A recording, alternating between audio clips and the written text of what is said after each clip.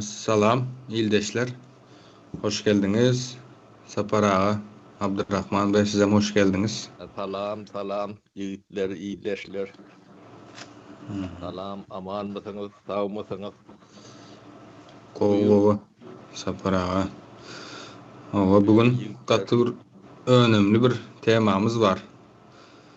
Yani, Katı hadi görüşelim. değerli. İnsan Sesin, yani mikrofonun ne diye, Aziz, hazır nailek. hazır gowy, yani eşitmedik, kaytalaymasan bunu. Bolya. Yine temamızın adı insan sermayesini yok etmek. Şu hakkında İlk ses yazgılar dinleriz. Ondan sonra üstünde fikrimizi aydık geçeriz. Sonra benim bir sorağım varsa para. Şuları yakacak deyip aydan nemeniz var da şonu tezeden yine bir soracak. İlki bilen ses yazgıyın dinleyeli. Bolya, o. Bilsem. Size bunu katı Ne? anlatlaştırıptınız. O, şu işin yengilini, yalta tapar diye yala. Hani, dinleyeli hani. Onda başlayıp bilerse o.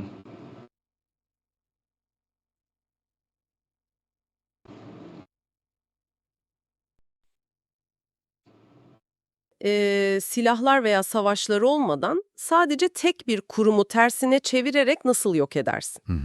Bir an için bunu düşünmeni istiyorum.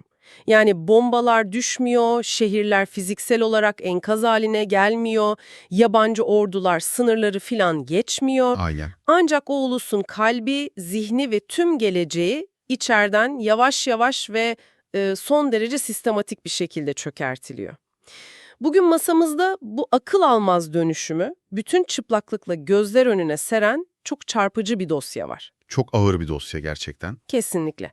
Önümde duran bu belgeye bakıyorum. Üzerinde şey yazıyor. Exalab International Kurumsal Hafıza Birimi Arşiv Sistemi. Oldukça resmi ve ağırbaşlı bir mühür. Yani bu sıradan bir akademik makale veya günlük bir siyasi analiz değil. Değil, evet. Bu kelimenin tam anlamıyla kasten yaratılmış bir enkazım kara kutusu. Belgenin yazarı Sapar İklim, diğer adıyla Sapar Yuklimov. Kendisi bu detaylı analizi İsveç'ten Orjengs kasabasından kaleme almış. Bu derinlemesine incelemede seninle birlikte bu kara kutuyu açacağız. Hı. Ancak metnin derinliklerine inmeden önce bu verileri toplayan ve analiz eden zihni, yani yazarın perspektifini bir doğru konumlandırmamız gerekiyor diye düşünüyorum. Bu çok önemli bir başlangıç noktası aslında çünkü Sapar İklim olayları sadece dışarıdan izleyen sıradan bir gözlemci değil.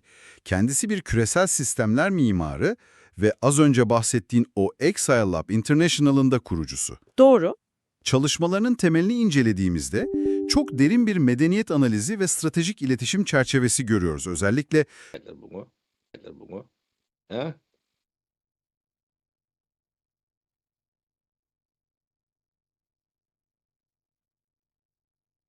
Hı.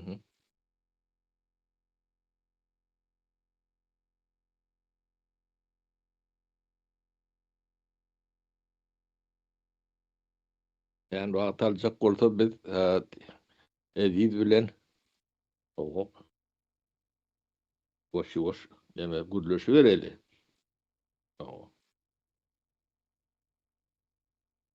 bir araya getiriyor. Birleştiriyor hepsini. Aynen öyle. Mesela Türkistan'ı parçalanmış, birbirinden kopuk, üzerinde satranç oynanan küçük jeopolitik bölgeler toplamı olarak değil, devasa, bütünleşik bir medeniyet alanı olarak ele alıyor. Bu çok kritik bir bakış açısı. Yani masamızdaki bu belgeyi okurken sadece spesifik bir ülkenin iç meselelerini okumuyoruz, bütün bir medeniyetin yapı taşlarının, insan kaynağının nasıl sarsıldığını analiz eden makro düzeyde bir zihnin ürününü inceliyoruz. O halde bugünkü görevimiz oldukça net. Bu analizin asıl misyonu Türkmenistan'da 1991 ile 2025 yılları arasında.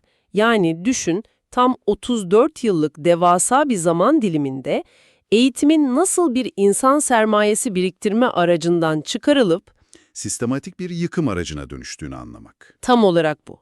sistematik bir yıkım ve yapısal şiddet aracına dönüştüğünü anlamak. Tamam, bunu bir açalım. Olayların en başına, her şeyin başladığı o ilk yıllara dönmemiz gerekiyor bence.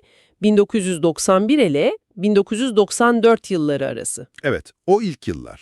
İlginçtir ki belge bu dönemi bir çöküş veya bir kaos olarak değil, tam tersine alternatif bir geleceğin ihtimali ve ciddi bir gelişim potansiyeli olarak tanımlıyor. Bağımsızlığın ilk yıllarında ortada henüz yıkılmamış, Sovyetlerden miras kalan, işleyen bir yapı var sonuçta. İşleyen ve aslında bir toplumun sıçrama yapması için gereken tüm temel bileşenleri barındıran bir yapıdan bahsediyoruz burada. 1991 ve 1994 arasını bir kırılma noktasından önceki son düzlük, hatta bir fırlatma rampası olarak düşünmelisin. Belgenin aktardığına göre o dönemde Sovyet eğitim sisteminin bıraktığı çok sağlam bir miras bulunuyor. Nedir bu mirasın temel kolonları dersen, çok güçlü bir bilimsel hazırlık aşaması var, farklı dillerin bir arada konuşulabildiği çok dillilik ortamı var. Oturmuş akademik ekoller falan da var. Aynen. Oturmuş akademik ekoller ve belki de en kritiği sosyal asansör işlevi gören bir liyakat yapısı. Yetenekli, zeki ve çalışkan bir gencin ailesinin maddi durumundan veya politik bağlantılarından bağımsız olarak sadece aldığı kaliteli eğitim yoluyla en üst kademelere yükselebilme imkanı var. Yeni bağımsızlığını kazanmış bir devlet için inanılmaz bir hazine bu. Bundan daha değerli bir şey olamaz zaten. Elinizde nitelikli, dünyayı anlayan bir insan kaynağı ve bu kaynağı sürekli üretecek bir mekanizma var. Ve kaynağımızda yer alan yazarın kendi hayat hikayesi de aslında bu bahsettiğin sosyal asansör sisteminin ne kadar gerçek ve işlevsel olduğunun en canlı kanıtı gibi duruyor. Kesinlikle öyle. Dosyada Sapar Yuklimov'un kendi kariyer yolculuğuna dair çok spesifik veriler var. Ben okurken çok etkilendim. 1978 yılından 1992 yılına kadar geçen sürece baktığımızda bir mühendis ve ekonomist olarak işe başlayıp adım adım bakan yardımcılığına kadar uzanan bir liyakat ve yükseliş grafiği görüyoruz. Evet, adım adım bir yükseliş. Bu detayın belgede yer alması tesadüf değil bence. Bu, o dönemde liyakate dayalı, devletin içinde modernleşmeyi sırtlanabilecek vizyoner beyinlerin yetişebildiğini gösteriyor. Sadece koltuk dolduran değil, aktif olarak politika üreten bir elit kadro var ortada. Çok doğru. Hatta kaynakta iklimin bizzat öncülük ettiği çok radikal ve sonuç odaklı bir reformdan da bahsediliyor. Toprak özelleştirmeleri meselesi. O kısım çok ilginçti, evet. Bu toprak reformu ülkenin aslında hangi yöne gidebileceğini göstermesi açısından kilit bir örnek. Belgeye göre yazarın inisiyatifiyle başlatılan bu tarım reformları sayesinde sadece 2 yıl gibi inanılmaz kısa bir süre içinde tarım işletmelerinin %50'sinden fazlası dönüştürülüyor. 2 yıl çok kısa bir süre böyle bir dönüşüm için. Çok kısa. Bunu biraz açmak lazım. Ekonomide ölü sermaye dediğimiz bir kavram vardır. Üzerinde mülkiyet hakkı net olmayan, alınıp satılamayan, teminat gösterilemeyen varlıklar. Bu reform işte bu atıl duran hantal sistemin içindeki devasa potansiyeli hızla nakle çeviriyor. Yani ölü toprağı paraya, üretime dönüştürüyor. Aynen öyle. Canlı bir ekonomiye dönüştürüyor. Bu hamleler, ülkenin rasyonel bir ekonomi politikası izleyerek dünya sistemine nasıl hızla entegre olabileceğinin çok somut bir provasıydı aslında. Çarklar dönmeye başlıyor o zaman. Çarklar deniyor, ekonomik bir uyanış yaşanıyor ve bağımsızlık sonrasının o zorlu koşullarında bile bir ilerleme kaydediliyor. Ta ki o büyük kırılmaya kadar. Evet, işte işleyen bir mekanizmanın tekerleğine sokulan o büyük çomak. 1994 yılı. Rapor bu tarihi geri dönüşü olmayan nokta olarak işaretliyor. O dönemin takvimi kaynağı o kadar net ve gerilimli bir şekilde yansımış ki, tarihleri arka arkaya okuduğunda değişimin ne kadar sert ve ani olduğunu hissedebiliyorsun. Tam bir bıçak sırtı. Aynen. Takvime bir bakalım. 29 Temmuz 1994, Yuklimov'un bakan yardımcılığından istifası. Hemen ardından 1 Ağustos'ta KGB Başkanı Seyidov'dan gelen çok ciddi ve doğrudan bir uyarı var. Ve hemen ertesi gün. Sadece bir gün sonra, evet 2 Ağustos'ta apar topar İstanbul'a kaçış uçuşu. Bütün o toprak reformları, modernizasyon adımları, sosyal asansör hayalleri sadece birkaç gün içinde adeta donduruluyor. Bu noktada olayı sadece bir bürokratın, bir bakan yardımcısının ülkeyi terk etmek zorunda kalması olarak okumamak gerekiyor bence. Kesinlikle daha fazlası. Belge, bu sürgün olayına çok daha büyük bir reddedişin sembolik eşiği olarak konumlandırıyor. İklimin izole edilmesi ve ülkeden çıkarılması aslında devleti yöneten aklın tüm o modernizasyon, kalkınma, dünya ile entegrasyon ve rasyonel ekonomi hedeflerini bilinçli olarak çöpe atmasının bir ilanıdır. Çok çarpıcı. Belgedeki kronolojiye dikkat edersen, yazar 1994'ten 1996'ya kadar olan o kritik 2 yıllık dönemi İstanbul'dan, yani dışarıdan analitik bir gözlemci olarak takip ediyor. Bir de kısa bir dönüş denemesi var sanırım. Evet, 1996 yılının Nisan ayında ülkeye yasa dışı bir şekilde kısa bir dönüş denemesi var ve ardından 1996'dan günümüze kadar uzanan süreçte İsveç'e geçiş. İşte bugün elimizde tuttuğumuz bu kurumsal hafıza raporu, 20 yılı aşkın bir süredir o uzak mesafeden ama çok keskin, içeriği çok iyi bilen bir zekayla yapılmış sistemli gözlemlerin ürünü. Peki, rasyonel ilerleme ve liyakat bir devlet politikası olarak tamamen reddedildiğinde o oluşan büyük boşluğa ne doluyor? Eğitimin yetersiz kalmasından veya bütçe kesintilerinden falan bahsetmiyoruz burada. Dosya bize kasten tasarlanmış, De Tuğra Stödyen. Elektrik yok yani. Elektrik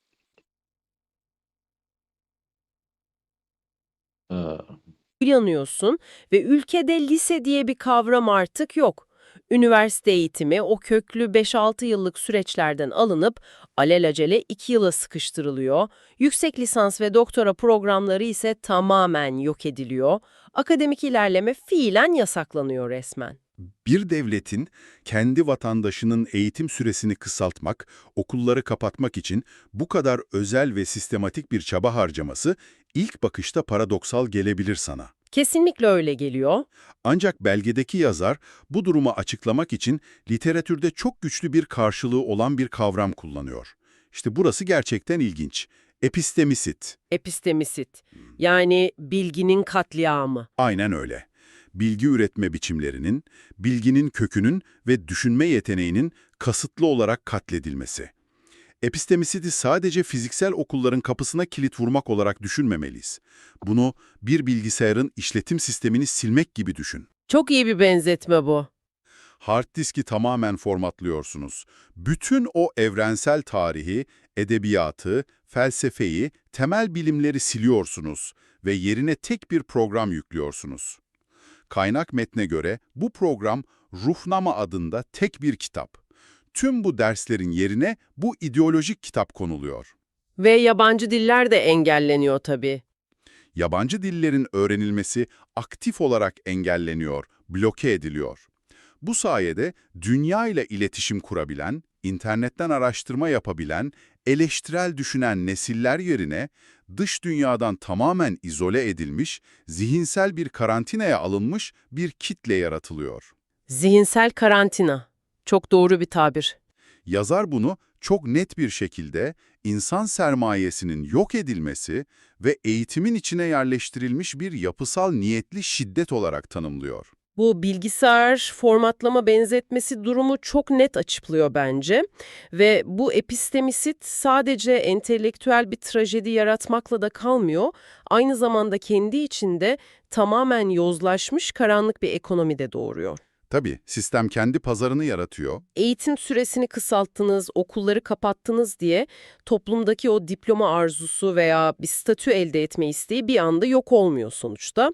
Kaynak belgemiz tam da burada sahte eğitim ekonomisi veya kurgusal eğitim ekonomisi dediği bir yapıdan bahsediyor.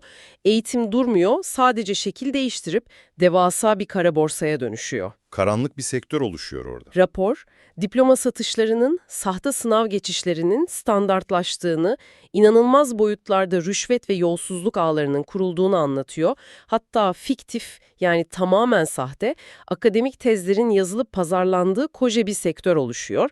Tabii bunun sonucunda ülkenin dövizleri de dışarıya bu sahte eğitim tacirlerine akıyor. Yani o sosyal asansör çöküyor. Evet, eğitim toplumu yükselten o kutsal sosyal asansör olmaktan çıkıp çürümüş bir rant kapısına, bir para aklama makinesine dönüşüyor resmen. Bu sahte ekonomi mekanizması, bahsettiğimiz o yapısal şiddetin kendi kendini nasıl finanse ettiğini, nasıl sürdürülebilir kıldığını da gösteriyor aslında. Besliyor kendini yani. Aynen. Bir yandan halkı cahilleştiriyor, zihinsel olarak savunmasız bırakıyorsunuz, diğer yandan onların bu kaotik sistemde hayatta kalma, bir belge edinme ihtiyacı üzerinden yeni bir yolsuzluk ağı kurarak ceplerindeki son birikimi de alıyorsunuz. Sistematik çöküş, kendi ekonomisini yaratarak kendini besleyen bir canavara dönüşüyor. Ve bu canavarın yarattığı tahribatı sayılarla ifade etmeye başladığımızda tablonun rengi gerçekten çok daha kararıyor. Raporun ilerleyen bölümünde yazar bu yıkımın faturasını çıkarmış. O rakamlar gerçekten çok çarpıcı. Dinleyici olarak bir an için şu rakamların büyüklüğünü zihninde canlandırmanı istiyorum. Bu kurulan kurgusal sistemin, bu değirmenin içinde tam 1760 fiziksel okul eritilmiş, 25 üniversite kapatılmış veya işlevsizleştirilmiş, 70 binden fazla öğretmen, 1 milyondan fazla okul çocuğu ve 100 bin üniversite öğrencisi bu eğitimsizleştirme politikasının kurbanı olmuş. Dile kolay. Bunlar sadece kağıt üzerindeki istatistikler değil sonuçta. O 1 milyon çocuğun her birinin çalınan potansiyelini, yazamayacakları kitapları, bulamayacakları tedavileri, kuramayacakları şirketleri düşün. Yazar da tam olarak bu potansiyel kaybına odaklanıyor işte. Ve bu enkazı çok sarsıcı bir kavramla, bilimsel bir metrikle özetliyor. Kaybolan 70 milyon insan yılı. 70 milyon. Bu kavramın üzerinde biraz durmamız lazım bence. Bir insanın bir yıl boyunca aldığı eğitime, edindiği deneyime, kazandığı analitik düşünme becerisine bir insan yılı diyoruz. Kaynak belge, bu sistemin toplumun kolektif hafızasından, zekasından ve potansiyelinden tam 70 milyon yılı kazıyıp attığını söylüyor. Düşünebiliyor musun? Korkunç bir kayıp bu. 70 milyon yıllık bir gelişim potansiyeli buharlaşıyor. Bu, sonradan bütçe ayırarak falan telafi edebileceğiniz bir şey değil. Kaybedilen zamanın geri dönüşü yok. Tabii işin bir de somut maliyet tarafı var. Rakamlar orada da çok ağır. Rapor, sadece bilgi katliamının değil, bunun yarattığı ekonomik çöküşün de faturasını hesaplamış. Kaybedilen gayri safi yurt içi hasıla 150 ila 200 milyar dolar arasında tahmin ediliyor. İnanılmaz bir meblağ. O demin üzerine konuştuğumuz rüşvet ve diplomaların alınıp satıldığı sahte eğitim harcamalarına giden para tam 90 milyar dolar. Yurt dışına kaçan, buharlaşan sermaye 36 milyar dolar. Belge, tüm bu rakamları alt alta topladığında toplam ekonomik zararın 250 ila 300 milyar doları bulduğunu belirtiyor. 300 milyar dolarlık bir ekonomik kayıp ve 70 bin yıllık bir zihinsel buharlaşma.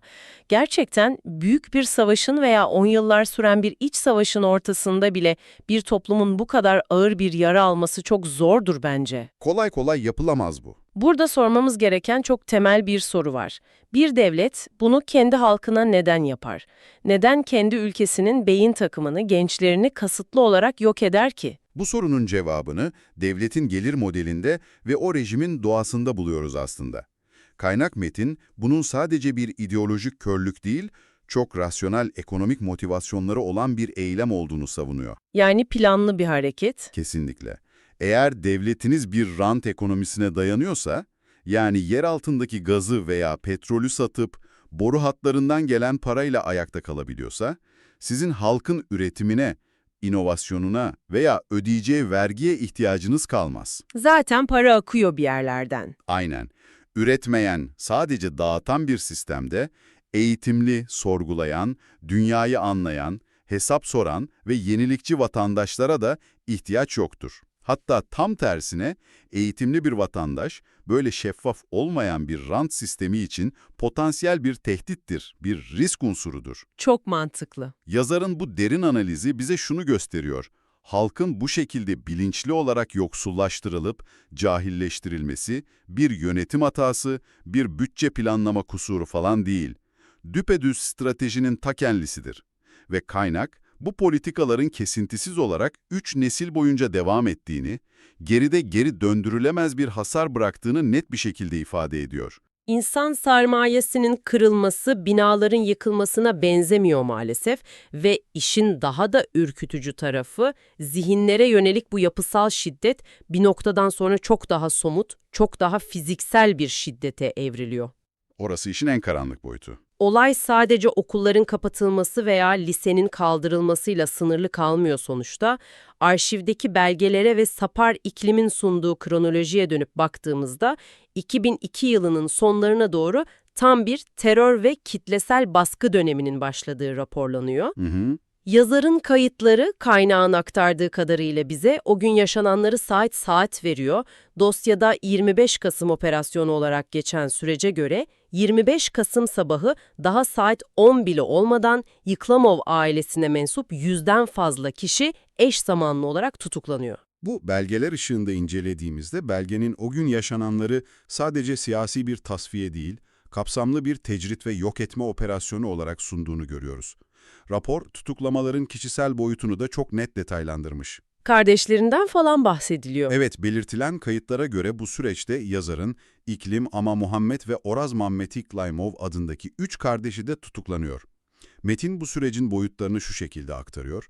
Ortada bir avukat yok, savunma hakkı yok, belgenin kapalı, sözde mahkemeler olarak adlandırdığı yargılamalar kuruluyor. Hüküm bile açıklanmadan üstelik. Kaynakta iddia edilen tam olarak bu. Sonrasında bu 3 kardeşin adı tecrit ve ağır şartlarla anılan Ovadan Depe hapishanesine sürüldükleri ve o tarihten itibaren onlardan bir daha hiçbir haber alınamadığı yazarın raporlarına geçmiş durumda. Üstelik belgenin vurguladığı çok karanlık bir detay daha var. Nedir o? Kaynakta sadece bu aile değil, görünürde suikast girişimi suçlaması kılıfı altında onlarca belki de resmi verilere asla yansımayan yüzlerce insanın bu şekilde sistem tarafından yutulduğu ve ortadan kaybolduğu belirtiliyor. Ve bütün bu kaosun içinde yazarın Sapar Yıklamov'un kendi durumu da uluslararası bir boyuta taşınıyor. Kaynakta yer alan dosyalara göre Sapar Yıklamov, Şuhmuradov, Hanamov ve Orazov gibi isimlerle birlikte bu 2002 olaylarının sözde organizatörlerinden biri olarak suçlanıyor. Tabii uluslararası sonuçları oluyor bunun. Raporda yer alan veriler bu suçlamaların doğrudan bir sonucu olarak yazarın Interpol tarafından uluslararası arananlar listesine dahil edildiğini aktarıyor. Çeşitli ülkeler tarafından kendisine giriş yasakları konuluyor ki belgedeki güncel notlara göre Türkiye'ye girişinin de son 3 yıldır yasak olduğu özellikle vurgulanmış. İşte bu 2002 sürecini, yani kaynakta aktarılan fiziksel baskıyı ve tutuklamaları, yazarın baştan beri anlattığı o eğitimin yok edilmesi teziyle birleştirdiğimizde, belgenin neden 2006 ile 2025 yılları arasını degradasyonun sabitlenmesi olarak adlandırdığını çok daha net kavruyoruz. Bir nevi çiviyi çakıyorlar yani. Aynen öyle. 94'te o reformların çöpe atılmasıyla başlayan modernizasyon reddi, eğitimin içinin boşaltılmasıyla devam ediyor ve nihayet 2002'deki bu baskı sarmalıyla birleşerek toplumu kelimenin tam anlamıyla felç ediyor. İzolasyon politikaları, insanların kaybedilmesi iddiaları. İfade özgürlüğünün sıfırlanması, bütün bunlar o ilk yıllarda başlayan epistemisit politikasını geçici bir kriz olmaktan çıkarıyor. Bunu kalıcı, istikrarlı, devletin değişmez rutini haline gelmiş bir çöküşe, bir degradasyona dönüştürüyor belgeye göre. Ortada artık itiraz edebilecek bir entelektüel sınıf, eleştirel düşünebilecek bir aydın kesim bırakılmıyor, toplum tamamen sessizliğe gömülüyor. Bu sessizlik gerçekten sağır edici bir sessizlik. Masamızdaki bu dosya, Exile Lab arşivinden çıkan bu çalışma, bir ülkenin anatomi masasına yatırılıp nasıl adım adım işlevsiz, düşünemez ve tepki veremez hale getirildiğini gösteren bir otopsi raporu niteliğinde bence. Kesinlikle bir otopsi raporu. Tüm bu anlattıklarımızı toparlarsak, başlangıçta sorduğumuz bir kurum nasıl silaha dönüşür sorusunun cevabını bütün mekanizmalarıyla gördük. İnsan sermayesinin yok edilmesi, okulların kapatılıp yerine sahte bir ekonomi kurulması ve bilginin katledilmesi. Belge tüm bunları yozlaşmış birkaç bürokratın kötü yönetimi olarak değil, sivil halka yönelik en başından beri tasarlanmış sistematik bir saldırı olarak tanımlıyor. Ve yazar sonuç bölümünde tam da bu tasarlanmışlığa vurgu yaparak işi hukuki ve evrensel bir boyuta taşıyor aslında. Eğitim üzerinden yürütülen bu sistematik saldırıyı nesillerin zihninin yok edilmesini açıkça bir insanlığa karşı suç olarak sınıflandırıyor. Çok güçlü bir iddia bu. Ama metnin içindeki verilerle de desteklenen bir tanım. Belgenin vardığı nihai sonuç son derece net. 70 milyon insan yılının kaybı ve 300 milyar dolarlık devasa bir ekonomik enkaz. Öyle basit bir hükümet değişikliğiyle veya birkaç yeni yasa çıkarmakla çözülemez diyor kaynak. O kadar kolay değil yani. Değil. Yazar uluslararası toplumun bu durumu bir medeniyet alanının zihinsel olarak katledilmesini bir suç olarak tanıması gerektiğini söylüyor. Sistemli bir onarım, uluslararası bir tazminat süreci olmadan o coğrafyanın normalleşmesinin imkansız olduğunun altını çiziyor. Gerçekten kaynakların bize sunduğu bu detaylar, o korkunç rakamların arkasındaki sistematik kurgu inanılmaz ufuk açıcıydı. İnsan bir devleti sadece ekonomisiyle değil, ürettiği zihinlerle değerlendirmesi gerektiğini bir kez daha anlıyor bu çalışmayla. Kesinlikle katılıyorum. Bu analizi burada tamamlarken seni son ve oldukça zorlu bir düşünceyle baş başa bırakmak istiyorum. Hepimiz biliyoruz ki yıkılan binaları, harap olmuş yolları, hatta tamamen çökmüş bir ekonomiyi dışarıdan bulacağın mühendislerle, finansal kredilerle veya yabancı uzmanlarla bir şekilde yeniden inşa edebilirsin. Taşın üstüne taşı yeniden koyabilirsin. Fiziksel olanı onarmak her zaman mümkündür. Ama bir toplumun düşünme yeteneği, çocukların dünyayı anlama kapasitesi, yani bir ulusun kolektif zihni, epistemisit adı verilen bu bilgi katliamıyla 3 nesil boyunca kasıtlı olarak hücre hücre yok edildiyse, bir ulus kendi zihnini, kendi ruhunu sıfırdan nasıl yeniden inşa eder? En büyük soru da bu zaten. Bu ağır ama düşünülmesi elzem soruyla bugünkü derinlemesine incelememizi noktalıyoruz. Bu zorlu ve bir o kadar da aydınlatıcı analizde bizimle birlikte olduğun için çok teşekkür ederiz. Bir sonraki çalışmada yeni kaynaklar, farklı pencereler ve çarpıcı perspektiflerle görüşmek üzere. Hoşça kal. Ova. Ana. Sapar ağını dinledik.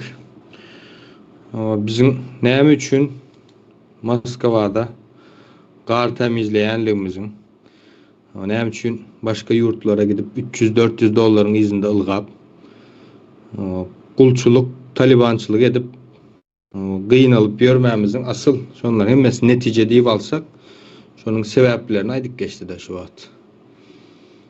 Men düşünen olsanız şeyle. Men 5 yılda paydık gelen. Şonun için Türkçe de uraydık göreli. Bundan soň biz gepleşi häzir bu torumuz soň Orsça, ondan İngilizce varianty gider. Näme üçin bu Orsça, İngilizce, Türkçe, Türkmençe däl diýmeňiz mümkin. Şikayet etmeňiz mümkin. O şikayetiňizi kabul edýär. Näme? Bunu biz ýeke üç diller, o Türkmen bilen 4 bolýar da. Biz bunu 19 dile berýär. Şu wagt 3-4 dili demetdik-de özleşdirdik. Buňa wagt gerek. Oňun näme üçin soň aýdyp beren, ady soraw saňa bereýin. Men özüm gullap başlaberdim burada. Yok. Boş durýan näler? May berseň şeýdip boş ýemäňden doldurýan. Yok, aýdyşmaýalak, ýa aýdyşmaýalak tema gaty agyr we önemli iň esasy. Şu soragam şoň üçin berdim, ýani näme üçin bulary ýakmak isleýän diýen soragyň aslında önemini ya da bularyň eden işiniň boýutyny ýene bir gezek açyk aslında. Ama bu taýda näçe sanak rakamlar, sanlar berilýär. Ýitirilen ekonomiki, pul, sermaye, ondan önemlisi neme vardı? 70 milyon yıllık ömür gelecek Hali potansiallar yüze çıkmadık, öğrenilmedik. Bunam eğitimin üstüyle yan aydık geçýärdiň näme bolsaňyz. Gaty ayılganç. Yani söz tapamak saparaga. Gobur söz tapamak. Dinleyijilerem şu parkyna barypdyr. Türkmenistanda akıl almaz zatlar ýaşalýar. Dünýäde bilim pula satylsa, Türkmenistanda jahillik pula satyldy. Onam nowata goýup aldylar diýe. Ya, Hmm. o sıra oy balyalar ya. Diplomlardan aýdy. Diplom tijaretinden bahsetti. Demem, bunu ilk kölak bir yankı iyileşlemede yüzlenölü. Yine temani o ceblep nemet verdik de aydıp verdik. O yazmada maksat değil. Onun size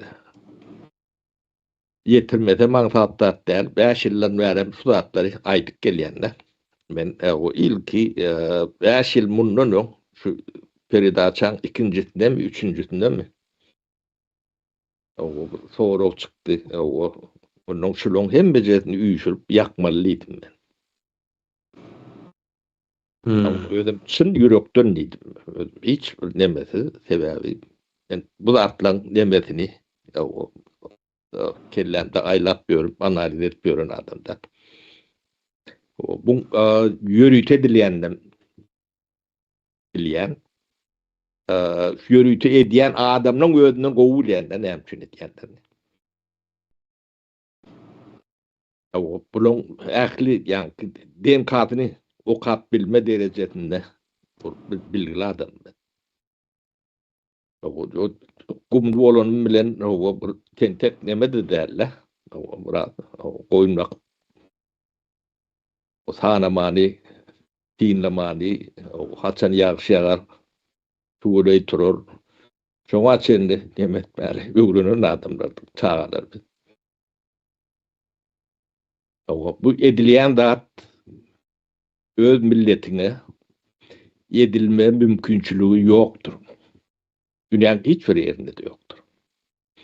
Bolan ýerler bardyr, bolun o daýda da edil bular ýalak däldir. Biziňki pat agyry dünýede bolup geçen nemeleň içinde iň agyry Türkmenistan'ın ýaly. O bu Çili'de de bolan, Argentina'da da bolan, o yine de bir nemeler var. O temana nemelerde o geçti de. Bunu etmek için yürütü o yankı soğandatyanlar didinde bulur. Bazı komları ulundular da davtıklatları, nemeleri. Onun hem becetli men tanıyan. O tohumuna çeni tanıyan kaybedin ya. O yanında yönü gelip bir yokan böyle de olun değil, onu bilip bilen yok. Onu biri, uluncak kolunda şeyit bulunup buluyan demediğini yaşap gördük de biz. O Türkmenistan'ın aftabiyanemelerine, şu vedifelerine oturan adamlar, aftabiyografiyatına seyretip görseniz, hemmesi ortaya çıkar. Onu siz bunun näme okuyup bilenlerini görüp bilenleriniz onun içinde adam seyredip gören adam da 1 milyon adam bilen işleşip gören adam şonun içinde yetişen neydi näme çıkacağını seni görüp sinedip bilen adamlardan da o bular ýalak iş üçün o akıllı başlı adam edenli adam ulanma mümkinçiliğin yok. Ödün etçek olayandı da. O sen ne plan dowleti iýereli Floryalak bir zady gurna diýendi de. O ödün bolýan adam näme der. O ne şuňa ýa-da 25 ýokary ujaý wadiýdik de. Rotaýdaky işläp gören adamlar bardyr. Ýalňyş ýeriň ba bolsa çykyp aýdyr. Son giç bolar. Sizin hemmäňiz başyňyz bilen bile o yntanlyga garşy cinayet nemetinden gidecek yeriniz yoktur bunun tuğut edilir. O tuğut etmeden ne yolunu yiyip var ya. O bunu adamlar edip bilmese de biz bunu imtihan demeler vardı. Yapay zekalar. O yapay zekalar bilen. Yani programatını mı ettik? Test mi ettik? Sizin yankı illüstratıda o adam yetmez bulur. Kim süyd edip biler, näme edip biler diýilen bir topar hekayeler vardır. Onun hep mejetini yapay zeka bilen çözdük.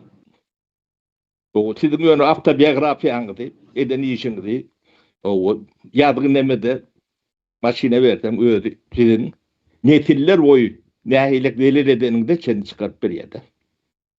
Men şuň üçin näkşe pully nemelerim şo çykarýar şu. 70 milyon imtihan nemet diýär. Şonu yapay zeka çykaryp berýär. Programatny ýazdyk, o test etdik. Ödem hiç yanlışma nemete mümkünçülüğüm yok da. O adam değil. O olayım tanışım. O parasını verdi vermedi bunu beyden yok da. O. Ne verdi Muhammed onun emetini verdik de. Onun burun koyuyor neyme çıkaranını. O bugünkü gelip görenler öldü değil. Nesil demesine delil veriyor da. Olur da doğmadık çağının günahı yok. Şunun eden dağının nemesini, bedelini indiki gelecek. Sizin altınızı, çoğunluğunuz ödemerle. O değildi var böyle de. O sizi o yakanına da bu dağıtları iyidine getirmek mümkün derler. Ne sizin çarelerinizden fayda yatıyor. O yankı köçe yapılıp o işe gelenlerine o adamlar demedi ya niyaz falan var işi o diyor. Yolları yapıyorlar. Yolları yap ne diyor. Hayvan İran hayvanları loriyalak demen ne imtihan nemedem yok abla.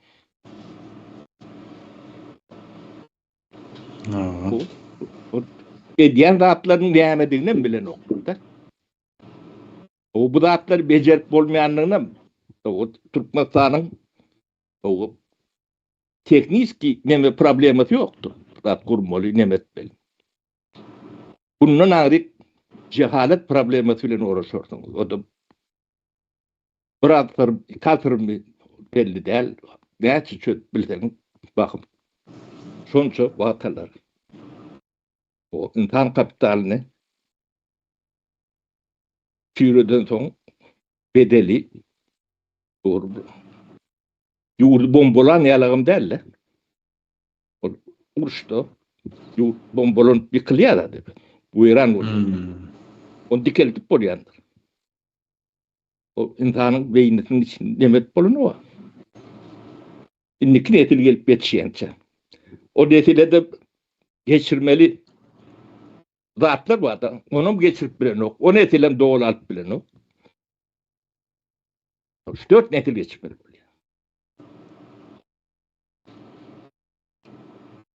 Bunun eden nemeti şu. Son için şu neme atlar katı önemlidir adam atları. Buna katnaşan adamlar kendir. Katı kendir. Ödüm ne şu 20 tane reaktör diye ne? Hemmet 100%. Şu birinin şuna karşılığı var orada çıktın aytın. Ya da şunu reddedip bilen o saparağa şunu yanlış ediptir. Ya ters ediptir. Deyip biliyeni orada. Yurdun içine taşına tapağı yoktur. Men padistede ya apadistede ya yine buraya da diyenlerim kafa çıktı. şun niretip ya yanlış ya bolmadı dip bileğinden bağ oldu. Ortaya çık.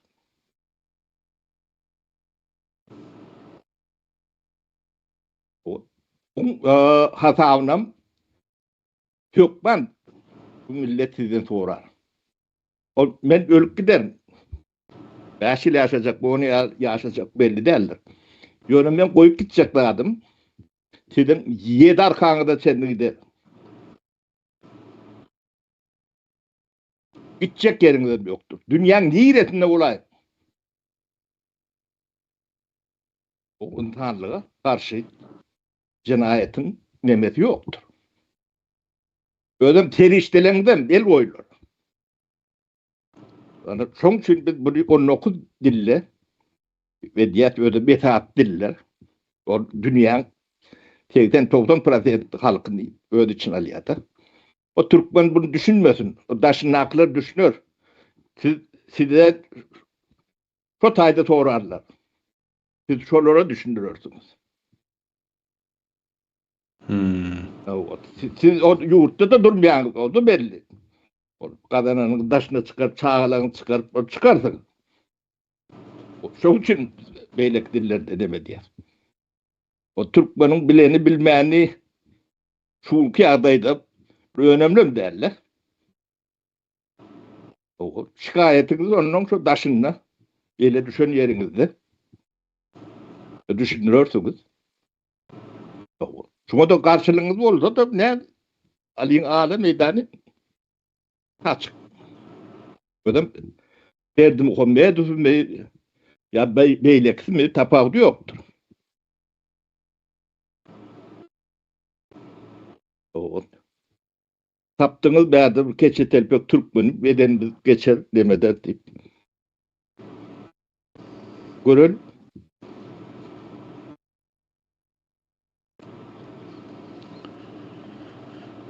Ne? Şonnalık ne? Şu neme? Ağır neme volün yönü. Bugün tekiyizi var. Bu yönü başı.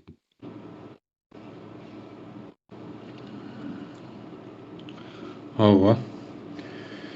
Katı ayılganç. Yani aylık geçti de sahanları. Nemeleri. 250 300 milyar dolar ekonomik yemede. Bu tanap bolyan da atlan tani. Yani bu tanap bolmayan. Benim şuna getirecektim safara. Yine sonunda sonra verdi. Yıkılan binaları tezeden kurup bolyadıydı. Yani. Yitirilen geleceği öğrenilmeli. Vakti öğrenilmedik bilgileri yok edenleri. Onu nähilek izne getirecek yani. Bir milletin millet bolup bilmesi için gerekli almalı nemeleri var da. Şoları näde bir izne getirip bolar deyip PZK bile sonra veriyor bize. Ne o? Ne? Ben bolcaklı adaydayım. Bu metot bilmeyen metot derler.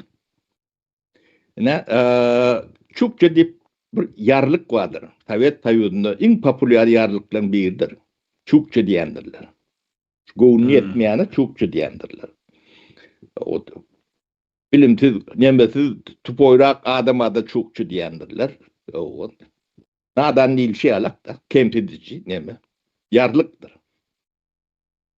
Onu o severini neme devirgadık nemede yaşayan halkların içinde çokça da var da. Yani o tayda 30-40 sanak millet var da. Solon hem becetini çokça olma yağdayına geldik getirdiler. Ne edil şunu alak yağdayla getirdiler.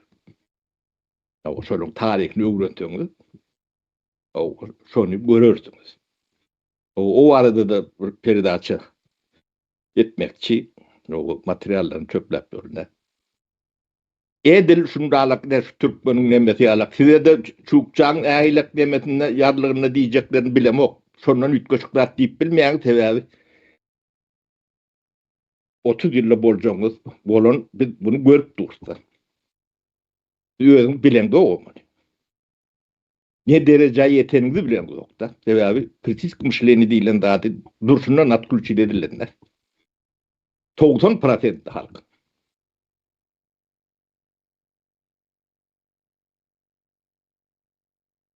Ya bu ayrınçta.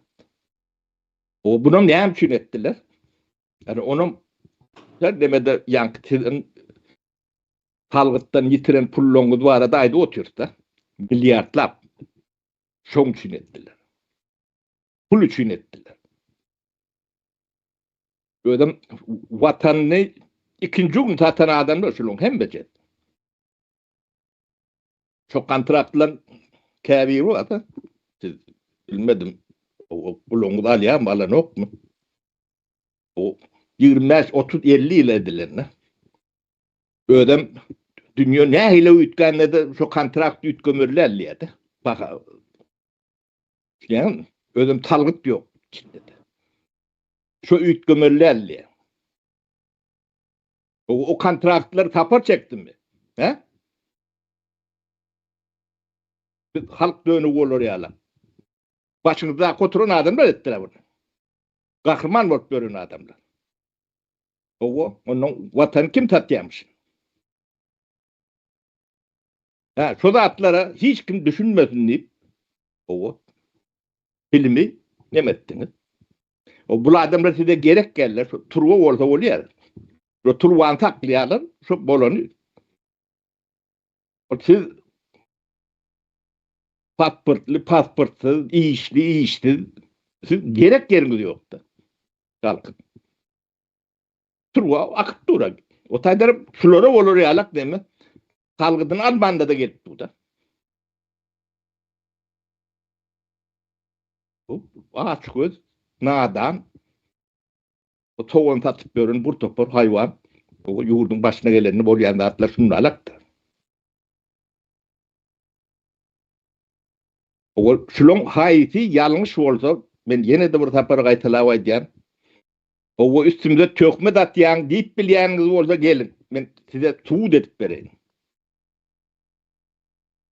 O bolmasa da tüyde verin, ben tüydüm demesinde halkın dünyanın önünde tuğut edip vereyim şu zatla. Hem becek. Edemiyor. Şu zat veriyen tifirlerimiz demelerimiz vardır. Hemmesi doğrudur. Ödem bunu dava nemetmedi alaklığın eskeri aşağı demesinden alayattı. O kontraktlarından yeke. O çıkarı oturuyor. O siz boku verin. O turban oyudu var. Şolong nemetinden alıyat. O şolong kıyın alanda o kaptanına tenem var. Rahat denk. Ne denk. O gol çekem ten. O ne yapay veka bunu bir kağıdın içinde toparlap veriyor hem becet.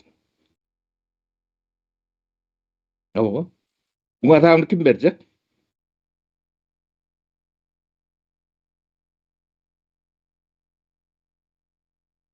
O şu da atlan gururunu etmedik. Apadit de vardır.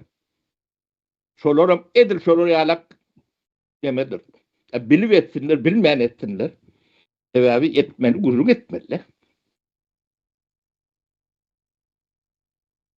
Biz bunu 30 yıl bundan onun biliyorduk. 25 yıl bundan onun biliyorduk. Bizden sonra ama hemen satmadık. Jurnalistlerim yolunda taydır. O neyle kovu olsun, adam karşılığı olsun, olanaklar önemlilerdir. Get vatan olunlu, yurt olunlu, halkın olunlu. O. Ne için toğrandı? Toğramadınız. Ya da kurleşmediniz. Sonra olur berip bilen adam yoktu. Tuvurunu gelip bilen yoktu. O ihtiyarlık o uzaktan o daha satar la katar o yamanlar ne meder? Soruyalak ne mi? Priyomlarım. Ne? Mesele ortada. Bunun içinde sizin hem çağalarınız var. Her birinin ıklarınız var. Sizin çağalarınız geleceği var bunun içinde. Haysi tarafta oturanınızda da tabağıtı yoktur. O, bu gururunu siz etmem kim etmeli? Hı? Ödünüzü de adam diyensiniz. Düşünmeyeniz olduğunuzu ne düşündürüp verdik de. Düşünüyorsanız ne ahiyle hareketli ol, bunu da seyredersiniz. Ona bilem yok diyerdiniz. O köpüğümüz men iktisatçı değil ya da siyasetçi değil ya da önümcülükçü değil ya. Ne bildik tanap verdik. Bu iktisadiyetçi yani neme de olmak gerek geldi. Men ne çıkartçı değil.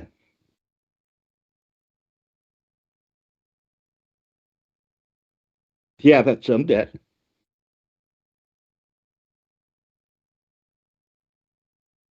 Ne? Yardımınız şeyle.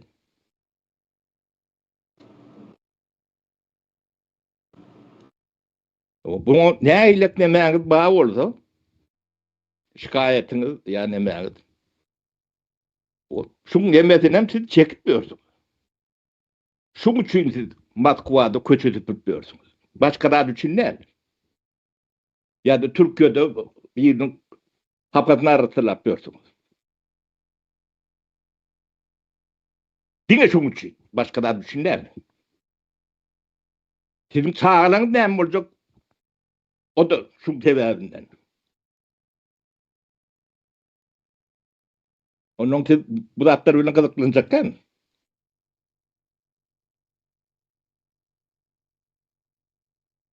Ne? Bu da ne? Şu an gezip görünleri. Değil mi?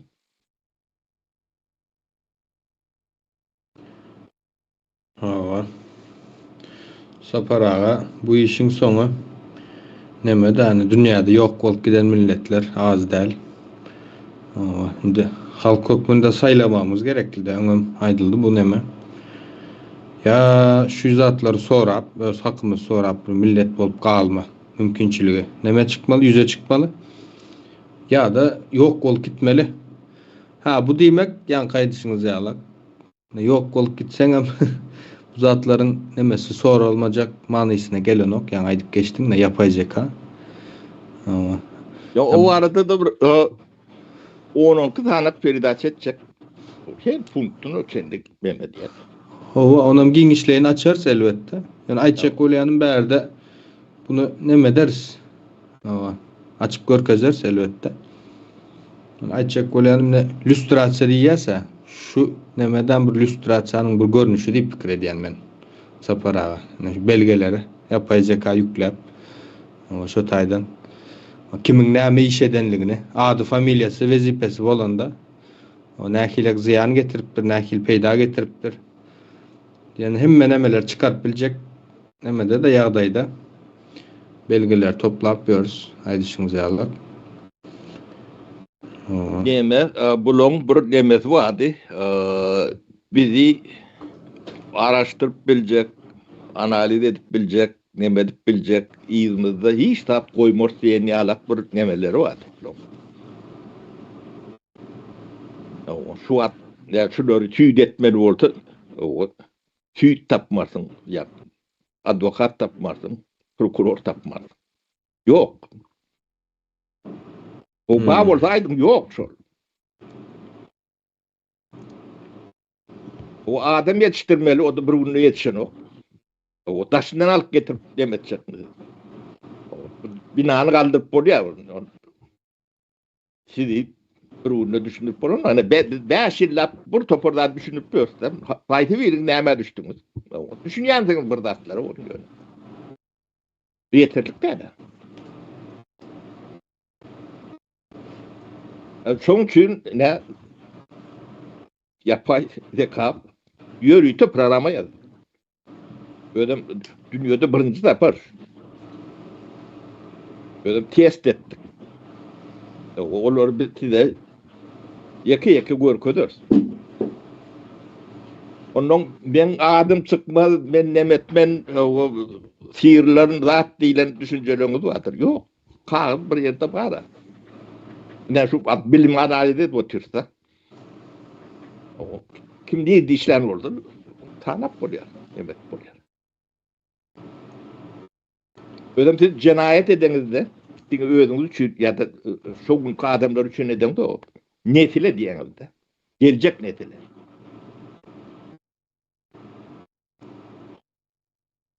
Olaň näme günäsi bar? Dogmadyk çağalan günäsi ýok.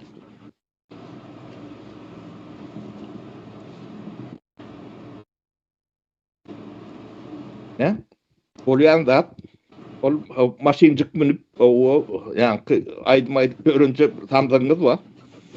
Sıvatlara düşünüyendir diyen. Ha? Torak görün sonundan. Ya oğlundan torak görüp. Ya da o tribunada o oturudur 1-20 onu geçecek kop. Emet bir önlemi vardır. Yani Niyaz dövründe. O bir yani daşla öldürmeliyip kıyıryan nemelerde tribunada otur da Berdi Muhammed bir kaptarından iyidinden Raşit Meredov var o Adı Oncuk Musayev Sapar ağa. Oncuk Musayev var o öyle ki neme Topif var Murat Verdi Sopi. o yine çoğun Mendeş burada Garrif var iner çolordan toğran o ne için sizin pasportunuz yok o da bu da yörüte dilender siz gerek gel çünkü için o pasport dilender bir kağı da o maşin batıyarı o dünyanın giyiretinde şunlarla problemi var siz gözünüze getirip görün dünyanın hayıtı bir devletine şunlarla pasport verme problemi var.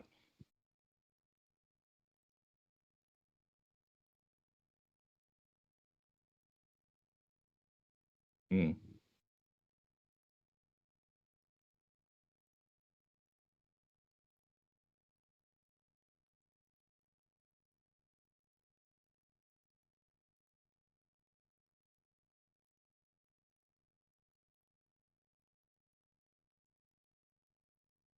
O.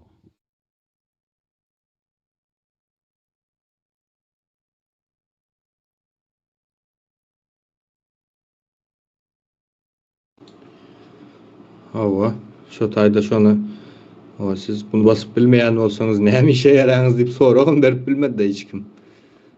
Niyeme Hayran kaldım yani. olara da çağlara doğru düşünmeli overuller bu soru vermeliğin birinciden bilen ok ikinciden bilenen bağ olsa onlar onu atıp batıp nemedip böylerde. Ne ben de şu kemiğini alıp gidenizde çıkarın sorularını deyip hayiş ettim de. O ne şu da atlar için o sizi o ben yok olup gidem de yaşayacak mananız yoktur. İyidir.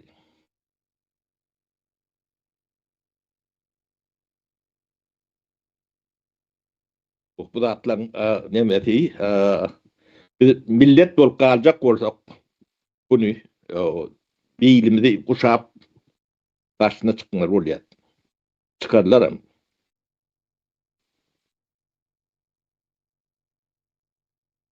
Bu atlar ne emediğini düşündürme için bir aşil gerek oldu da.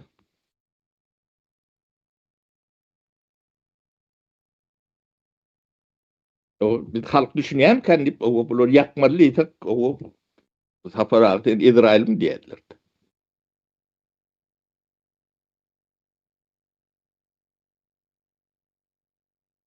Kırkı uşak insanlık geleceğini yok eden adamları sizin başında tercih edecek.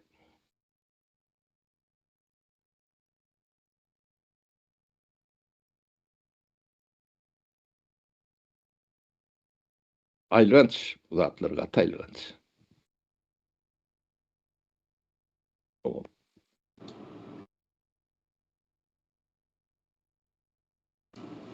Hava. Soru yok mu ka? Abdurrahman Bey.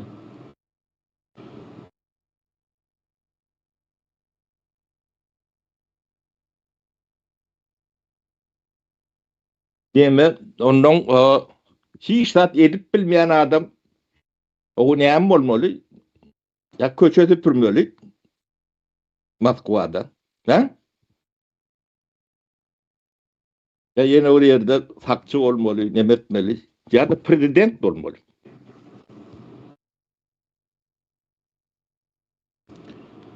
Ve sor demeler nemeti destek nemeler de. O elinden hiç tat gelmeyen adam prezident olup biliyordu. Ona mı? Yürüte diyen olmalı. iyiler olmuş.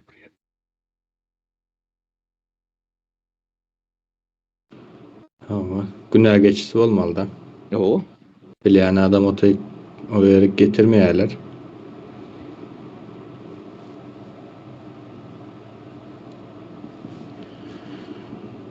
O tema Demek ağır. onda de orşatını o yanmı İngilizcesini şu iknem dinletinler.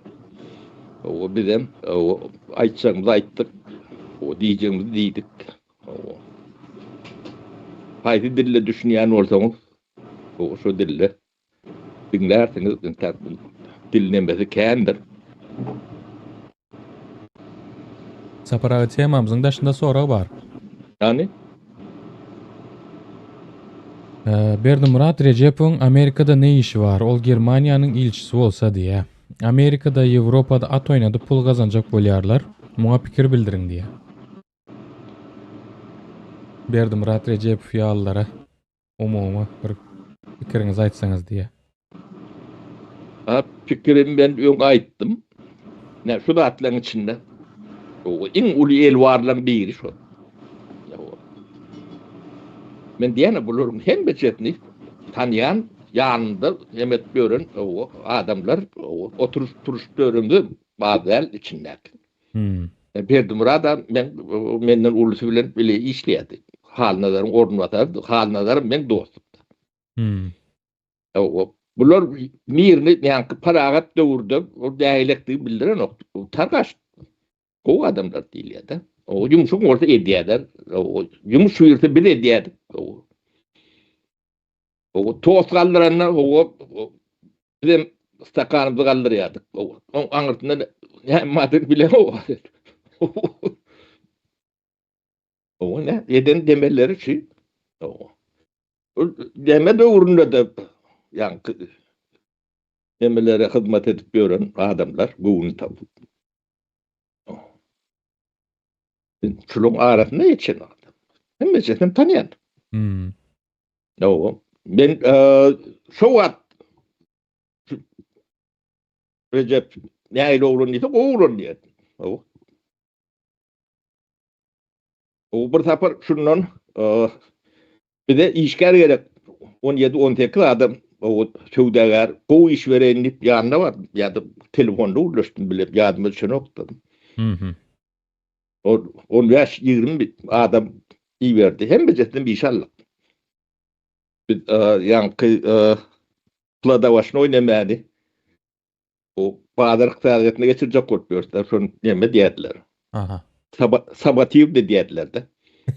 Bir de bu laf kıvadı. Bir onu boşalttık hem becerinden. O sonra hayış edip o pullu o işverenlik o şey o suudegar aldık. Oğlanın ben diyeme gelen oğlanın adını Suat yardımı için o. O da son ne aylaktığını bilem o. O vatan sattılar. O başka Kontraktları biz belki başlarda yoğuş şu tayda görürsünüz vatan ne tatlayanlarını. Başkaça at berip bolan yok da muayinde. Yok. Ödem şondan şulon alyani 5%'im 1%'im derler. O 5'e değildi durdu.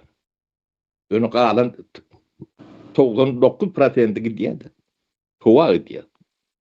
Hova değil o birlerin cüzünü gidiyor.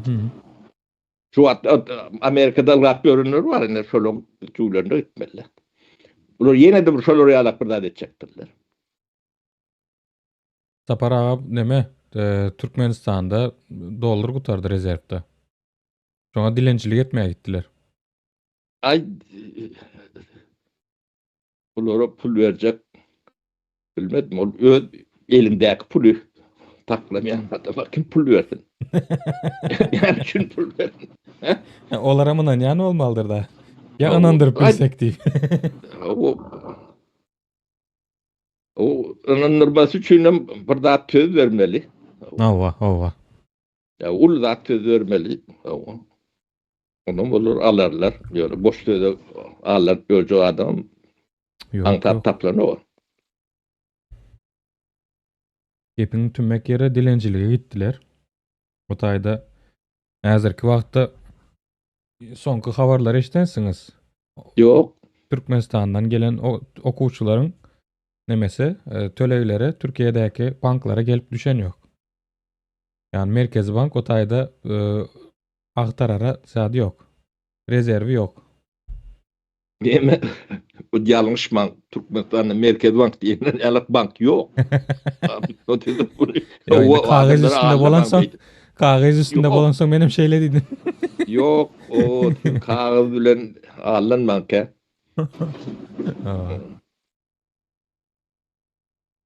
O sapara häzirlikçe başka soru yok. Bolýar sağ bolun iyileşler. O tağlykda görşeliň. O ýagdaýyňyz şu. O birek iňe demet görmän. Sebäpler görünüp dur. Ben bejedim. O şuňa garşylyk demedýän baý bolsa içinde hem daçynda. Ýene de bir tapar aýdaly. Ýöne şu meseleler bilen gyzyklanmaýan bolsaňyz, siz ne öýdük balyňyz bilen gyzyklanýaňyz, ne halkyň, ne watanyň, ne näme. Onuň boýnuňda alın. İçindäki daşyň akytyna aýdýan, men plany, gahrmany ýapylany näme hilek nämäňiz baý bolsa, şu meseleleri orta alıp çeýnemeýän bolsaňyz, demetmeýän bolsaňyz, siziň adamlygyňyzdan şüphe edilmelidir. İmtihanlygyňyzdan.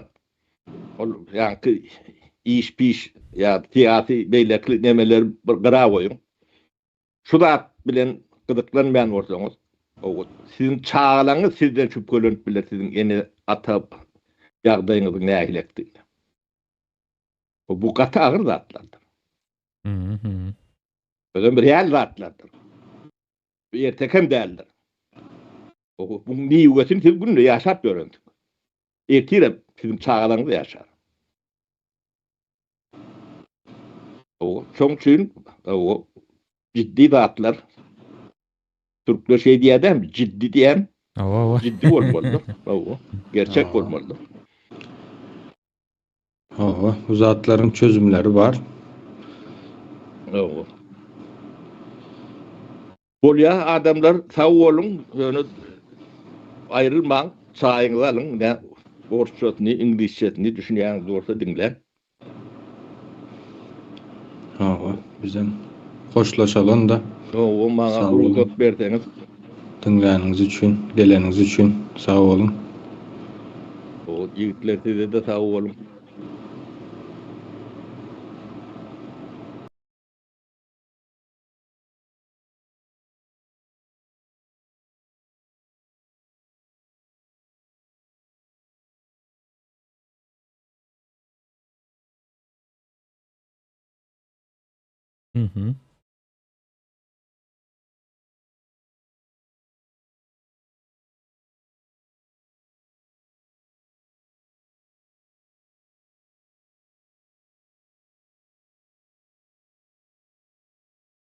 Сегодня начинаем, то картина получается прямо-таки кинематографичной. Это точно. Очень атмосферно. Да. На столе в шведском городе Оринг лежит такая массивная, очень плотная папка. И на ней стоит строгая, почти бюрократическая печать. И текст на ней звучит довольно интригующе. Вот именно. Там написано Exile Lab International. From the Exile Lab Archive. Archival System. Institutional Memory Unit. Подразделение институциональной памяти, если переводить на русский. Да, подразделение институциональной памяти. Согласись, это звучит вообще не как типичная академическая статья для какого-нибудь научного журнала. Абсолютно. Это выглядит скорее как историческое досье. Как настоящее свидетельство эпохи. И именно этот масштабный документ станет предметом нашего сегодняшнего детального разбора. Амбициозная цель на сегодня. Наша миссия — препарировать невероятно детализированную аналитическую работу. Работу, которая показывает пугающий процесс того, как целый базовый государственный институт может быть вывернут наизнанку. И, по сути, превращен в оружие против собственного народа. Да. И здесь сразу нужно задать правильную оптику для нашего разговора. 100%. Материал, с которым мы сегодня работаем, называется «Системное уничтожение человеческого капитала в Туркменистане. Образование как инструмент деградации с 1991 по 2025 год». Период впечатляет. 30 с лишним лет. Да. И автор этого исследования Сапар Клымов, также известный в определенных кругах как Сапар и Клым. Тот самый основатель Exile Lab. Верно. В контексте этого архива он выступает не просто как свидетель, а как архитектор глобальных систем и основатель организации Exile Lab International. То есть это не какие-то там мемуары или жалобы. Нет, ну что ты. Его работа — это очень глубокий цивилизационный анализ. Автор рассматривает концепцию Туркестана как единого цивилизационного пространства и исследует сложнейшие вопросы институционального дизайна. И тут я хочу сделать очень важное отступление для чистоты нашего разбора. Да, это необходимо проговорить. Наша задача сегодня выступить исключительно в роли проводников. Мы не принимаем чью-либо политическую сторону, ни левых, ни правых. Мы здесь просто для того, чтобы беспристрастно изучить предоставленные цифры, хронологию и понять саму механику процессов. Механику, которая очень скрупулезно задокументирована в этом архиве. Окей, давайте разберем это. Начнем с исторического контекста. Да, потому что первые страницы архива буквально ломают все привычные стереотипы о том регионе. Альтернативная траектория развития. То есть они не начинали с нуля? Далеко не с нуля. Автор подробно описывает мощное советское наследие, которое тогда еще работало, практически на полную мощность. Мы говорим о фундаментальной подготовке в школах и университетах, верно? Да, школы, университеты, массовое многоязычие. Там работали настоящие научные школы, и, что самое главное, в стране функционировали социальные лифты. То есть ситуация чистого листа или какой-то выжженной земли — это миф? Абсолютный миф. Была мощная база, чтобы запустить современное экономически сильное государство. Совершенно верно. И чтобы доказать, что эта база существовала не только на бумаге, документ вводит фигуру самого Сапара и Клымова. В качестве кого? Не только как исследователя, но и как центрального информатора, инсайдера этой самой системы. В тексте приводится траектория его собственной карьеры. С 1978 по 1992 год, кажется. Да, именно этот период он прошел путь от рядового инженера-экономиста до заместителя министра. Обо. Заместитель министра — это серьезный уровень принятия решений. И важно понимать, что автор приводит этот факт не для какой-то там саморекламы. Это структурное доказательство. Доказательство того, что элита уже была сформирована. Именно. Наличие таких карьерных траекторий доказывает, что в стране была компетентная управленческая элита. Потенциал для масштабной модернизации физически существовал в виде людей. Людей, способных принимать решения и реализовывать сложнейшие государственные задачи. И ведь они их реализовывали. О да, результаты там были поразительные. Я, когда читал этот раздел, был просто в шоке. В архиве приводятся данные о прорывных реформах с самого начала 90-х. Земельные реформы. Да, земельные реформы, инициатором которых, собственно, и выступал автор. Там цифры просто фантастические. Расскажи подробнее, потому что масштаб там действительно впечатляет. Смотри, приватизация земли, монетизация так называемого мертвого капитала и как результат преобразованию более 50% всех хозяйств страны всего за 2 года. 50% за 2 года. 50% за 2 года. Для консервативного сельскохозяйственного сектора это просто какая-то космическая скорость. Да, это колоссальные темпы. Казалось бы, экономика начинает дышать, люди получают реальные активы, формируется класс собственников, но затем в хронологии архива происходит резкий и очень жесткий обрыв. Да, жесткий обрыв. Этот обрыв в анализе датируется 1994 годом. В документе он обозначается как абсолютная точка невозврата. Что именно там произошло на структурном уровне? Возник фундаментальный конфликт. Конфликт между компетентной, ориентированной на реформы элитой и формирующейся автократией. Автократией, которая стремилась к тотальному контролю. Да, потому что автократия по своей природе не терпит независимых акторов, у которых есть какая-то экономическая база. Это логично? Документ предлагает очень строгую, прямо-таки пошаговую хронологию того, как система начала отторгать двигатели модернизации. на примере изгнания самого автора. Там буквально расписано по дням. 29 июля 1994 года – отставка. 1 августа – официальное предупреждение от тогдашнего председателя КГБ Сейдова. И уже 2 августа экстренный вылет в Стамбул. Эта хроника просто идеально показывает стремительность консолидации авторитарной власти. Да, всего несколько дней, и человек из архитектора реформ превращается в политического изгнанника. Невероятный контраст. И дальше, как следует из текста, начинается долгий период наблюдения за разрушением страны уже извне. Сначала из Стамбула. Да. Потом нелегальное возвращение в апреле 1996 года, затем переезд в Швецию, где автор находился до 2002 года. И вплоть до сегодняшнего дня многолетнее документирование этой катастрофы. И вот тут начинается самое интересное. И, честно говоря, самое жуткое во всем этом исследовании. Жуткое — это самое подходящее слово. Главный тезис статьи состоит в том, что образование в стране не просто пришло в упадок из-за нехватки денег или некомпетентности чиновников. Нет, это был не естественный распад. Документ утверждает, что образование было намеренно инвертировано. Слово «инверсия» здесь действительно является ключевым концептом. Давай поясним, что это значит в данном контексте. Институт образования по своей природе создан для одной главной цели – накопления и передачи человеческого капитала. Созидательная функция. Верно.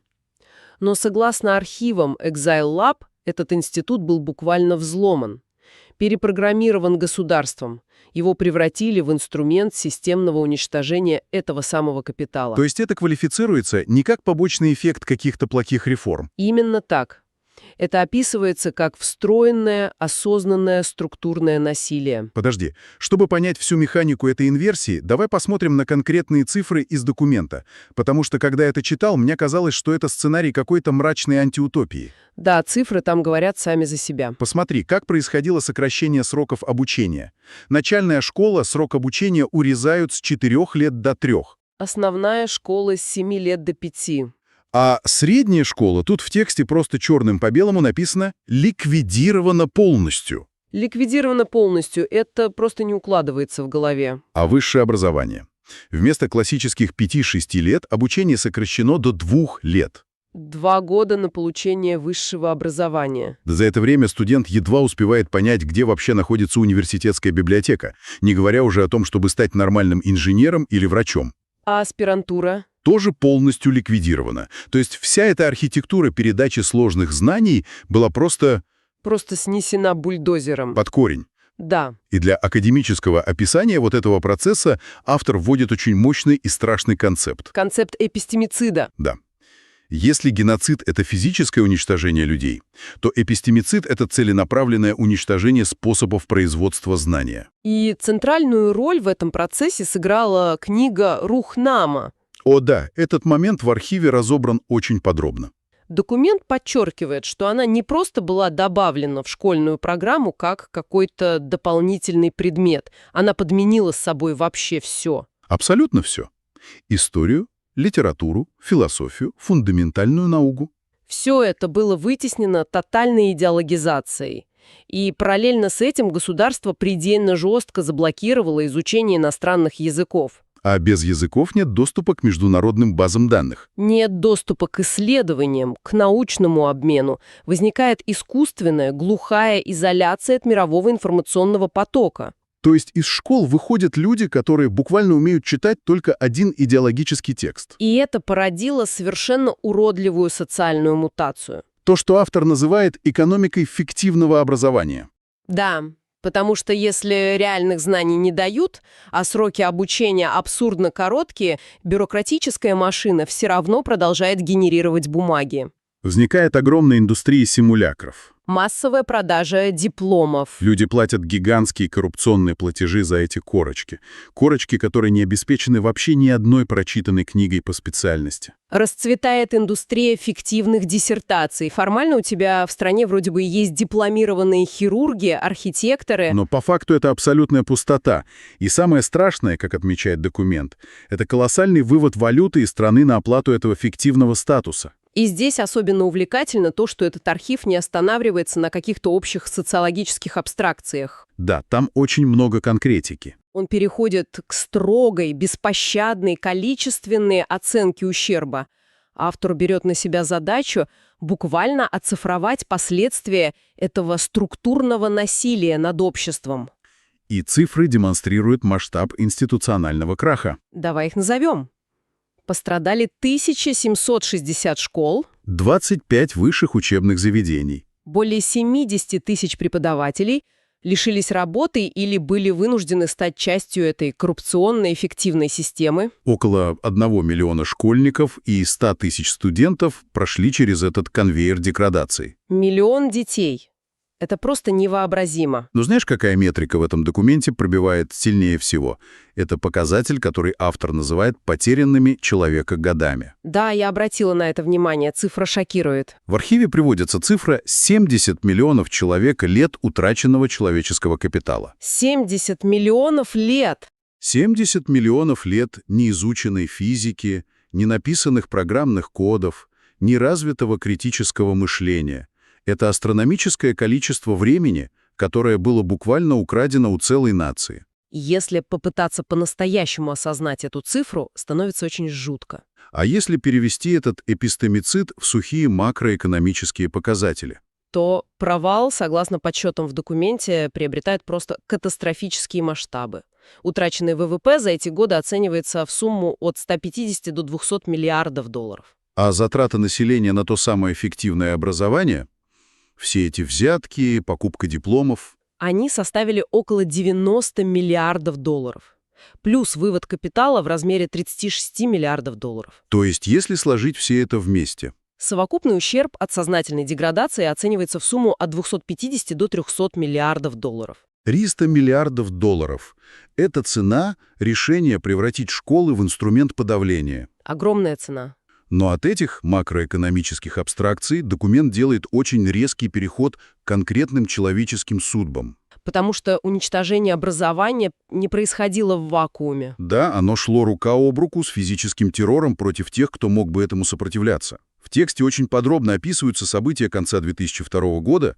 Конкретная дата операции 25 ноября. Архивы свидетельствуют, что это была спланированная акция. Аресты начались рано утром. И только из одной семьи Иклымовых до 10 часов утра было задержано более 100 человек. 100 человек из одной семьи за пару часов. Это не просто полицейская облава, это масштабы полномасштабной войсковой операции внутри страны. Да, в материалах детально задокументирована судьба 3 братьев автора Иклима – Аман Мухаммеда и Оразмамеда Иклымовых. Характер этих репрессий описан просто как абсолютный коллапс правовой системы. Упоминаются закрытые суды. Причем слово «суды» в тексте очень обоснованно берется в кавычки. Потому что там было полное отсутствие адвокатов. И отсутствие официально вынесенных приговоров, с которыми вообще можно было бы ознакомиться. Затем последовало этапирование в печально известную тюрьму Авадан-Депе. И финал этой хроники – их полное исчезновение. В документе подчеркивается, что исчезли десятки людей, обвиненных в так называемом покушении. Но реальное число жертв этой волны террора может достигать сотен. Точных данных до сих пор нет, потому что любое упоминание этих имен внутри страны, согласно источнику, смертельно опасно. И тут очень важно обозначить статус самого автора статьи на сегодняшний день, просто чтобы понимать контекст создания этого огромного архива. Да, согласно анализируемым нами материалам, Сапар Иклымов фигурирует в уголовных делах как один из предполагаемых организаторов тех событий 2002 года. Наряду с другими известными политическими фигурами – Борисом Шихмурадовым, Нурмухамедом Ханамовым и Худайбердой Аразовым. Из-за этих обвинений со стороны государства автор находится в международном розыске по линии Интерпола. И во многие страны ему просто физически закрыт въезд. В тексте, например, отмечается, что в последние 3 года ему запрещен въезд в Турцию. Опять же, мы должны напомнить, мы опираемся исключительно на предоставленный документ и не даем оценок обоснованности этих обвинений. Безусловно. Но этот факт кристально ясно объясняет, почему этот гигантский архив формировался и хранится в условиях политического изгнания в Швеции. Это важное институциональное уточнение. Но давай вернемся к аналитике самого документа. Да, после перечисления всех этих ужасающих фактов от ликвидации старших классов до массовых ночных арестов, текст переходит к концептуальной квалификации произошедшего. И тут возникает главный вопрос. И что же все это значит? Вот реально этот вопрос просто крутится в голове при чтении. Зачем государству намеренно, методично лишать свое собственное население знаний? Звучит иррационально. Абсолютно. Какая в этом логика? В нормальной парадигме государства хотят, чтобы их граждане были умными, создавали стартапы, изобретали новые технологии, двигали экономику вперед. Зачем своими руками уничтожать собственное будущее? Да. Документ дает на это очень четкий структурный ответ. Он объясняет эту, казалось бы, извращенную логику через призму так называемой рентной экономики. Давай подробно разберем этот термин для ясности. В условиях, когда экономика страны базируется исключительно на распределении природных ресурсов, грубо говоря, когда государству достаточно просто качать газ из трубы и продавать его на экспорт, ему объективно не нужен развитый человеческий капитал. Ему не нужны инженеры-инноваторы или какие-то независимые ученые. Более того, образованное, критически мыслящее население становится прямой угрозой. Угрозой для узкой группы людей, контролирующих эту ресурсную ренту. Потому что умные люди начинают задавать вопросы о распределении доходов, о правах, о законах. Именно. Поэтому, как убедительно доказывает автор всей этой хронологии событий с 1994 по 2025 год, разрушение образования не было какой-то трагической ошибкой чиновников. Это было экономически мотивированным и глубоко сознательным решением по деградации населения. Главная и единственная цель которого – беспрепятственное удержание власти. То есть необразованными, оторванными от остального мира людьми просто легче управлять. Звучит невероятно цинично, но все цифры и факты из архива складываются в идеальный пазл. Если мы посмотрим на картину в целом, как это делает автор в заключительной части своего исследования, то выводы получаются крайне жесткими, но логичными. Как именно квалифицируется эта политика? В статье эта 30-летняя политика классифицируется не просто как череда неудачных реформ, она квалифицируется как полноценное преступление против человечности. Систематическая, спланированная атака на гражданское население через разрушение базового социального института. Модель, которая шаг за шагом реализовывала изоляцию, идеологическую подмену, уничтожение науки, массовые репрессии и, как следствие, маргинализацию общества. И самое горькое, что последствия этого процесса, согласно анализу документа, практически необратимы для уже 3 поколений. Да, это не исправить за год или 2. Высшее образование и научные школы – это же не торговый центр, который можно просто взять и заново отстроить из бетона за пару лет. Разрыв в передаче знаний означает, что восстанавливать компетенции придется десятилетиями. Именно поэтому автор архива настаивает, что выход из этой ситуации невозможен без 2 фундаментальных вещей. Каких именно? Во-первых, необходимо международное юридическое признание этого процесса как преступления против человечности. А во-вторых? А во-вторых, требуются системные репарации на восстановление утраченного человеческого капитала. Весь этот анализ подводит нас к пониманию того, что изгнание инициаторов модернизации в 1994 году стало лишь самым первым ранним симптомом. Это был символический отказ от развития, а все последующие 30 лет стали методичным, бюрократически выверенным воплощением этого отказа в жизнь. Отказа, превратившего потенциально сильную, богатую страну в зону тотального эпистемицида. Да, это действительно очень тяжелый, но невероятно важный и глубокий материал.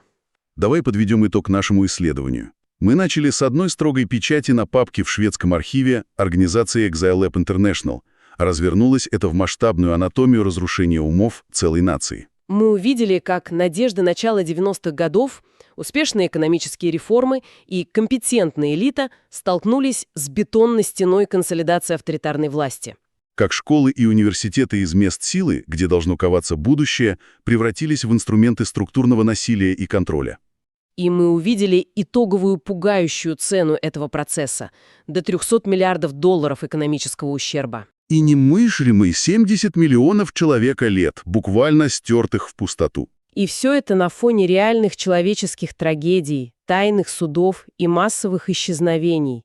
Это поднимает один очень важный вопрос. Вопрос, который, на мой взгляд, выходит далеко за рамки только одного государства или одного исторического периода, описанного в этом архиве. Абсолютно согласен. И это логично подводит нас к финальной мысли, которую хочется оставить после закрытия этой архивной папки. Давай озвучим ее. Институт образования — это система, которой любое общество доверяет базово и безусловно. Мы отправляем туда детей, веря, что их там будут развивать. Учить думать и созидать. Но если, как доказывает этот документ, этот фундаментальный институт может быть так быстро, эффективно и бюрократически незаметно перепрограммирован государством для целенаправленного стирания знаний и подавления критического мышления, То насколько внимательно каждому современному обществу следует присматриваться к истинным скрытым мотивам любых так называемых структурных реформ в сфере образования сегодня. всегда ли реформа, о которой красиво говорят с трибун,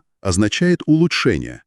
Или иногда это просто завуалированный инструмент контроля над умами будущих поколений? Есть о чем крепко подумать. На этой ноте мы завершаем наш детальный разбор. Изучение этого сложного, но невероятно важного материала прошло успешно. До новых встреч!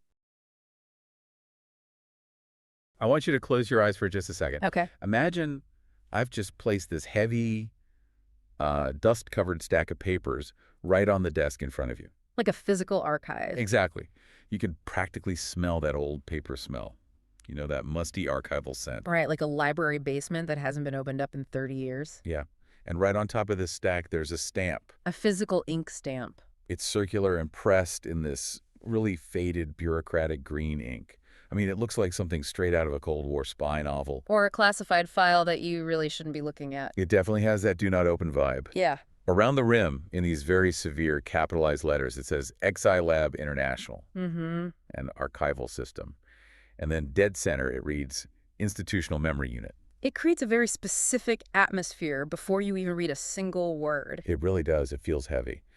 Honestly, when we got this dossier for today's deep dive, my first instinct wasn't really excitement. What was it? It was hesitation. I mean, it felt like we were handling a black box recovered from a crash site. That is actually a perfect analogy. Because, in a way, according to the source material, we are looking at a crash site. Right. But we aren't looking at a plane crash or a stock market crash. The documents argue that we're looking at the crash of an entire country. A slow-motion crash that took 3 decades. Exactly. And the person who handed us this black box, the central figure behind this whole archive, is a man named Sapar Iklim. Sometimes spelled Yuklimov, depending on the translation. Right. And he's operating out of Sweden now, essentially in hiding. But the thing is, he hasn't just given us a standard sob story about why dictatorships are bad. I mean, we get those all the time. We know that genre well. Yeah. But this is different. Very different. The source presents this more as an autopsy. An autopsy of what exactly? The government. The economy. Of the mind. The central thesis of these documents, and it's a pretty heavy thesis, is that from 1991 to 2025, the government of Turkmenistan didn't just neglect their schools. They didn't just run out of money for textbooks or something. No. Sapar Iklim argues that the state engaged in a 30-year calculated project to essentially lobotomize its own population. You used a really specific word when we were prepping for this deep dive, epistemicide. Yeah, epistemicide. It sounds very academic, doesn't it? Break that down for us. Well, episteme means knowledge, and sepicide means killing. Like homicide. Right. So it's the murder of knowledge. The source frames this as the intentional destruction of a people's ability to distinguish truth from fiction. Or to even produce new ideas at all. Exactly. It's a structural analysis of how a government goes about deleting the collective intelligence of a nation. So our mission today is to open this black box. Let's do it. We're going to trace the timeline laid out in the archive, going from this window of hope in the early 90s, all the way to the silence of the prison cells. And we really need to look at the math, too. Yes, the actual calculus in the source material of how much human potential was erased. It's staggering. It really is. And we're going to ask a question that honestly keeps me up at night. Which is, if you actively stop a nation from thinking for 30 years, does that nation even exist anymore in a meaningful way? it's sort of the Ship of Theseus paradox, right, but applied to a civilization. Right. If you replace every knowledgeable person with an indoctrinated one, is it still the same country? Let's start at the beginning of the timeline. Or I guess let's start with the man who actually built the archive. Sapar Iklim. Yeah. Who is he?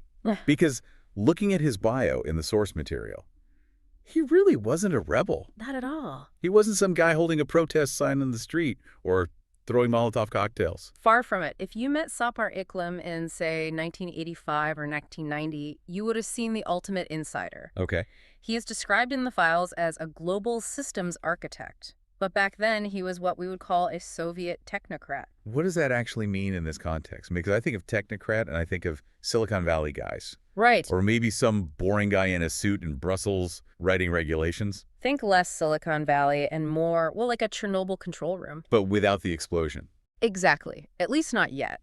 In the Soviet Union, the technocrats were the engineer economists. Okay. They were the people who genuinely believed that if you had enough data and enough rigid planning, you could build a perfect functioning society. And Iklim was one of them. Yes, an engineer economist by training. He spent the late 70s and the 80s climbing the ladder of the Soviet planning system right there in Turkmenistan. So he knows where the bodies are buried because he essentially helped build the cemetery. In a metaphorical sense, yeah.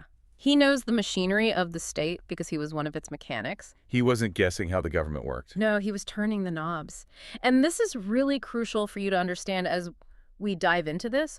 When the Soviet Union collapses in 1991, it wasn't just a big party. Right, it was chaos. It was terrifying. The supply chains broke down completely. The money became worthless almost overnight. And in the middle of all that chaos, a newly independent Turkmenistan needed people who actually knew how to run things. Enter Sabak Iklim. Okay, so by 1992, he is the deputy minister of Turkmenistan.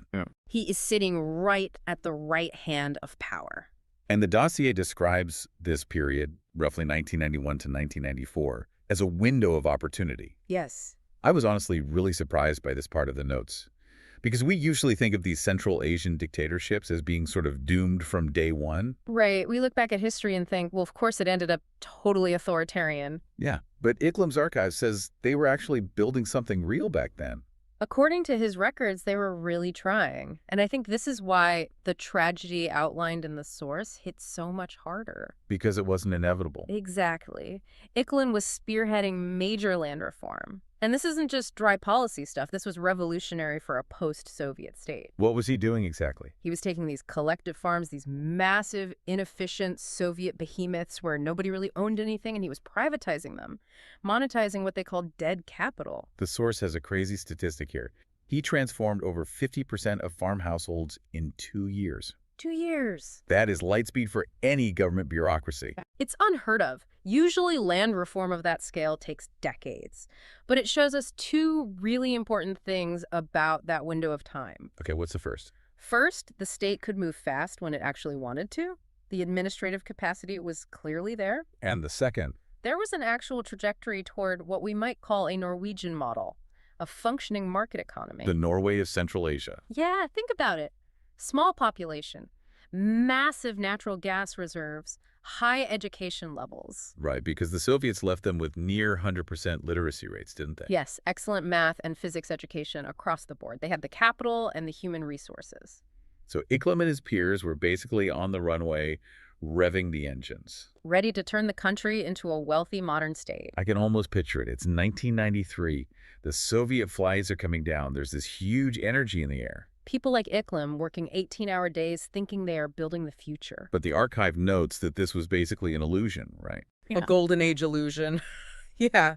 They thought they were building a foundation, but the ground was already shifting right under their feet. Because while the technocrats were busy building an economy, The political leadership was busy building a cage. so what happened? We know they didn't become Norway?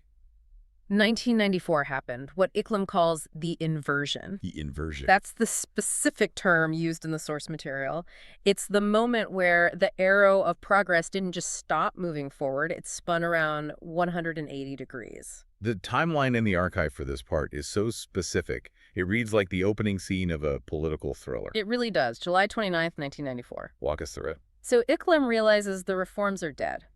The president at the time, Niyazov, is actively consolidating absolute power. The privatization is being stalled. Stalled or corrupted, Iklim sees clearly that he is no longer building a market economy. He's building a personal fiefdom for a dictator. So he does the only thing he can do. He resigns. That takes some serious guts. I mean, resigning from an emerging dictatorship isn't like quitting a job at a mid-level accounting firm. No, you don't just hand in your 2 weeks' notice and have a little cake in the break room. Right. Resigning is an insult to the regime. It's seen as a threat, and the system responded almost immediately, 3 days later. August 1st, 1994. The warning. He receives a direct message from the chairman of the KGB, a man named Saidov. Now, the documents don't give us the exact transcript of that conversation, do they? No, but in that specific world, the subtext is always the same. You have become a problem, and problems get solved. Chilling. And then on August 2nd, 1994, he flees. He gets out and goes to Istanbul. And that date, August 2nd, 1994, is heavily marked in these archives. As the point of no return. Yes. Not just for Iklim personally, but the source argues it was the point of no return for the entire nation. Because the technocrats fled. Right. When the people who actually knew how to build things left the building, the only people left in power were the ones who knew how to destroy things. I want to pause here for a second and really dig into the why of all this. Okay. Because this is the part of the story that always confuses me about authoritarian regimes. The motivation. Yeah. I can understand a dictator wanting to arrest his political enemies. I can even understand stealing public money to buy mega yachts. Sure. Classic corruption. But why actively destroy the schools? Mm-hmm. Even if you're a tyrant, don't you still want smart engineers to drill the gas for you? You would think so. Don't you want good doctors to fix your soldiers? It just seems entirely self-defeating, like shooting yourself in the foot on purpose. It definitely seems that way if you think like a capitalist. Or if you think like someone living in a standard functioning democracy. How so? Well, in a normal economy, let's take Germany or Japan or the US, the government actually needs you. Needs me specifically. They need you to be smart and capable. Because if you're smart, you start a business or you get a really high-paying job, you generate wealth. And then the government taxes that wealth. Well, exactly. That tax revenue is what funds the police, the infrastructure. So the government has a very selfish, vested interest in your education. Your brain is basically their piggy bank. Right. The smarter you are, the richer the state gets.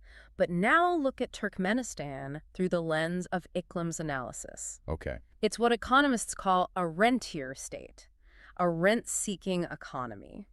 Break that down for us. What does that mean in practice? It means they sit on massive natural gas reserves, the 4th or 6th largest in the world, depending on the estimates. So the wealth is already there. The money just comes right out of the ground. It goes into a pipe. It gets shipped to Russia or China or Iran. And the cash lands directly in the government's bank account. Exactly. They literally do not need to tax the citizens to fund the state. Wow, so they don't need us at all. They don't need you at all. In fact, the source argues that in this specific economic model, a citizen isn't an asset. They're a liability. Yes, you consume resources, you need clean water, you need electricity, you need food. And it gets worse if you're educated, right? Much worse. If you are educated, if you understand history and economics, you become an active threat to the regime's stability. Because you start asking where all that pipe money is going. Exactly. You start asking, why are we so poor if the country is so insanely rich? Why can't I vote? Right. Or why is the president building a giant golden statue of himself that rotates to always face the sun? Did he really do that? Oh, he absolutely did. The point is, an educated mind is a questioning mind. So in this specific rent-seeking model, stupidity or forced ignorance is actually a strategic asset for the regime. Precisely. If they don't need your taxes, they don't need your brains. And if they don't need your brains, the safest thing to do is to just shut them off entirely. That is so dark. Iklim's analysis states that the regime looked at the education system, this robust Soviet legacy system that was actively producing critical thinkers and scientists, and they realized it was basically a weapon pointed at their own heads. So they dismantled it. They didn't just dismantle it, though. They inverted it. The invert. Yes. They turned the schools from places of learning into pure indoctrination camps. The source calls this structural violence. Structural violence, yeah. The violence isn't a secret police officer hitting you with a baton. It's a teacher refusing to teach you basic math. It's violence built right into the syllabus. Exactly. It's a systemic attack. That makes the destruction of the schools sound less like bureaucratic incompetence and more like a deliberate military strategy. That is Iklim's entire central point. It was a covert military strategy deployed against a civilian population. Okay, let's get into the actual gears of that machine. Section 3 of the dossier. The mechanics of destruction. Because when I was reading this list of specific policies, it felt like I was reading a dystopian novel, like 1984, but somehow dumber. It feels completely absurd on paper, but the consequences detailed in the files were very, very real. So the timeline of this ruin really picks up speed around 1996. That's when the heavy isolation really begins. But let's look at the specific educational policies that broke the system. Yeah, the cuts to the actual years of schooling. Yeah. This seems to be their primary blunt instrument. It is the most direct way to just cap human potential.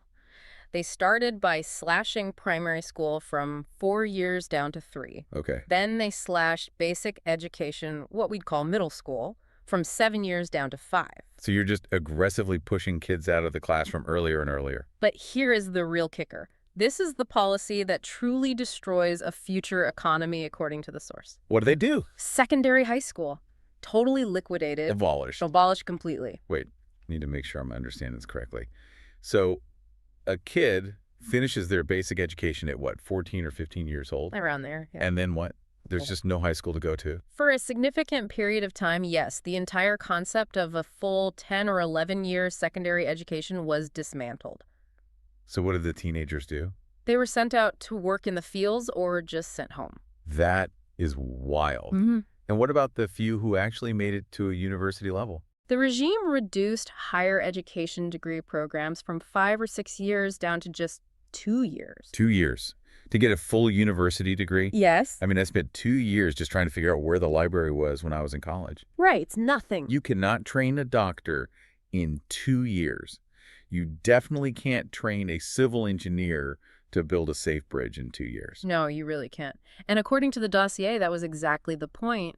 You create this entire class of quote-unquote specialists who aren't actually specialists at all. And they didn't stop there, did they? No, they also totally liquidated postgraduate and PhD programs. Completely gone. Liquidated. So if you wanted to get a doctorate, if you wanted to become a true expert in your specific field, you just couldn't?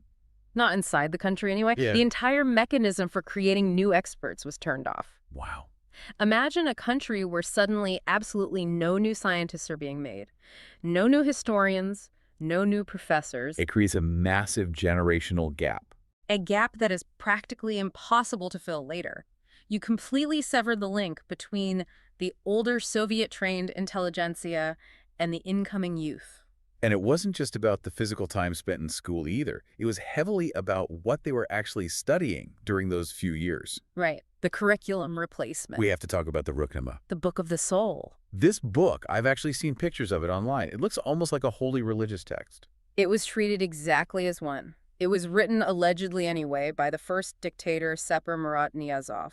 And the source material says this book didn't just become part of the curriculum like a required reading. It became the entire curriculum. Exactly. The substitution was absolute. How did that even work in practice? Like in a math class? History, literature, philosophy, and even the hard sciences were replaced or heavily supplemented by the mandatory study of this one single book.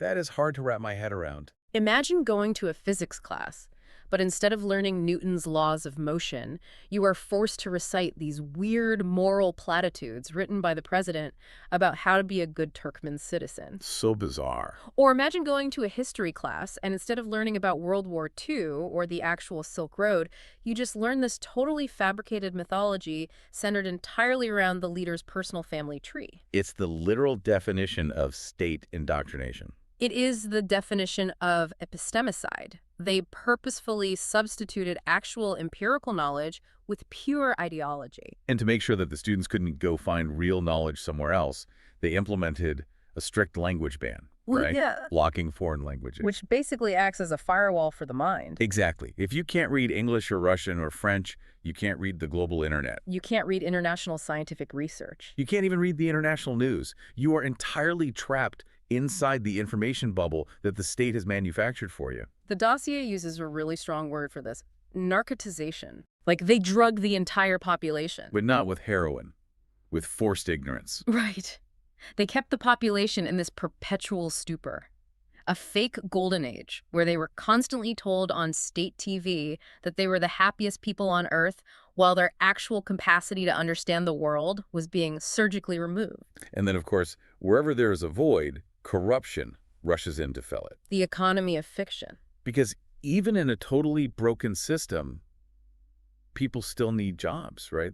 They still need that physical piece of paper that says diploma to hand to an employer. Exactly. So the education system essentially transformed into a massive market for selling diplomas. So people would just pay huge bribes to get into these fake 2-year universities. Huge bribes. And not to actually learn anything. Everyone involved knew there was absolutely no learning happening. They were just buying the ticket into the government bureaucracy. That's it. It was a transaction. So the education system just became a giant money laundering scheme. Essentially, yes. Yeah. The source specifically notes that fictitious dissertations became incredibly common. Fake PhDs. Right. Education became a primary vehicle to launder money out of the country, what they call capital flight, rather than a way to gain knowledge. So you pay a bribe.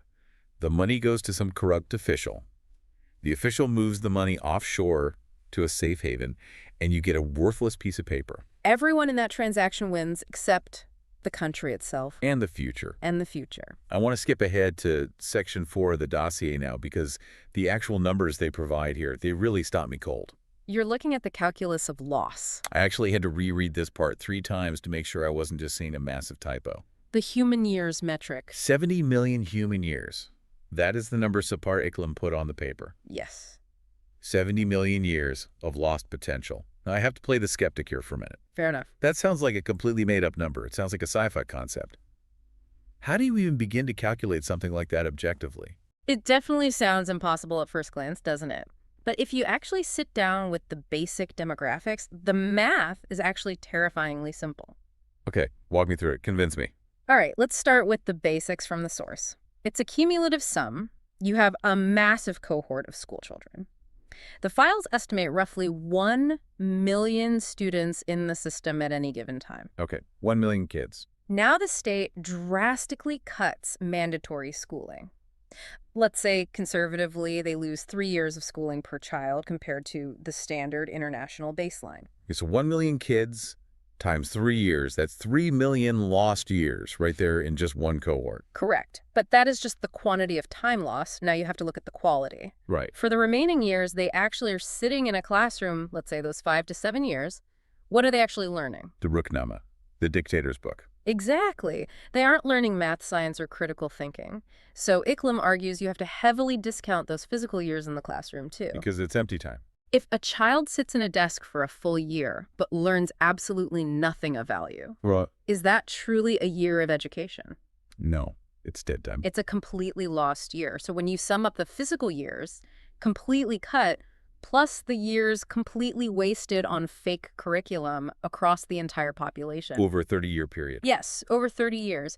70 million human years is actually a fairly conservative estimate according to the model. That is, I mean, when you put it Yeah. that way, it's not just a statistic on a page anymore. That's a civilization-level event. It really is. It's like a black hole just opened up and ate 3 decades of human time. Think about what could have been done in 70 million years of human effort. Right. How many new inventions, how many symphonies written, how many cures for local diseases, how many small businesses started. All of that energy, all of that potential was Mhm. just deleted from the timeline. Deleted. And what about the economic cost? Yeah.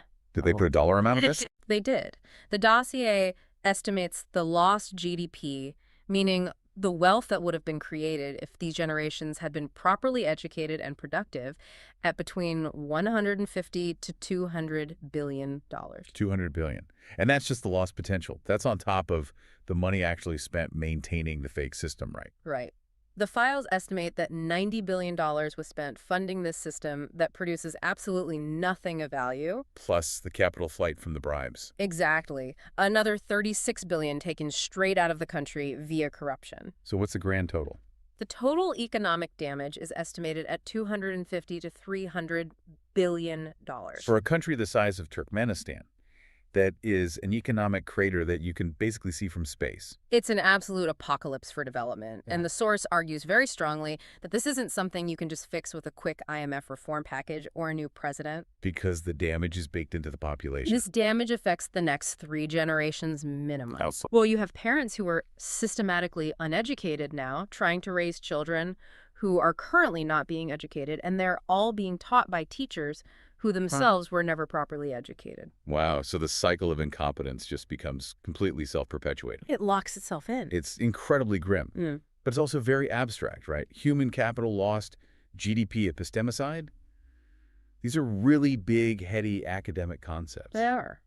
But Section 5 of our source material, it really grabs you by the throat. It reminds you that the structural destruction was enforced by very real, very physical violence. Yes, we have to talk about November 2002. The terror of November 25th. In the official narrative published by the regime, this was the date of an alleged violent assassination attempt on President Niyazov. A coup plot. Right? They claimed a group of rebels tried to kill the president and overthrow the state. And what is the narrative presented in the archive by the exiles? They describe it as a provocation, a deliberate setup designed specifically to justify a massive sweeping purge of any remaining opposition. Like a Reichstag fire moment. Exactly. Now, Sapar Iklim, our archivist, is actually named in the regime's official files as one of the ringleaders of this plot. Along with Boris Shikmuradov and a few others, right? Yes, Kanomov, Orzov. But what really matters for a deep dive today isn't necessarily the murky truth of the coup attempt itself. It's the absolute brutal crackdown that immediately followed. The source describes it as Operation 25 November. The mass arrests began before 10 o'clock a.m. that very same morning. They moved fast. Extremely fast. And this wasn't just about arresting the specific suspects named on a list. It was a campaign of collective punishment. This is where the story becomes truly medieval to me. It does. The source notes that over 100 members of the Iklim or Yuklimov family were detained. 100 family members. I mean, are we talking distant cousins, nephews, people who obviously had absolutely nothing to do with politics? Anyone with the bloodline. If your last name was Yukimov, you were considered guilty by association. That's terrifying. But we really need to focus on the specific tragedy of the three brothers detailed in the dossier. Sapar Iklim, the author of our source material, was already safely in exile in Sweden at this point. Right, he had fled years ago. But his brothers were still in Turkmenistan. Let's actually say their names for the record. Iklim Yiklimov, Aman Mohammed Yiklimov, and Orezmamd Yiklimov. These three men basically bore the brunt of the regime's fury, simply because the regime couldn't physically catch Sapar. That's the implication, yes. And the description of their fate in the archive is essentially a description of a black hole. What happened to them? There were closed trials, if there were even trials at all. No defense lawyers allowed.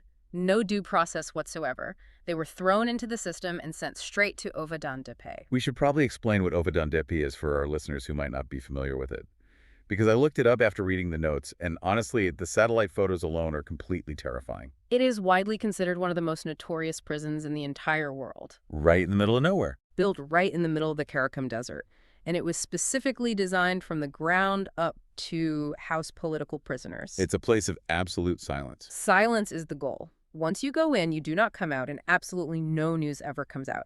It is an architectural tool designed to erase people from existence. And the source says the three brothers have completely disappeared. Completely. Since 2002, and remember that is well over 20 years ago now, there has been absolutely no communication. No letters smuggled out. No letters. No visitations, no official confirmation of life or death from the state. So no one knows. Are they still alive in some dark concrete cell right now?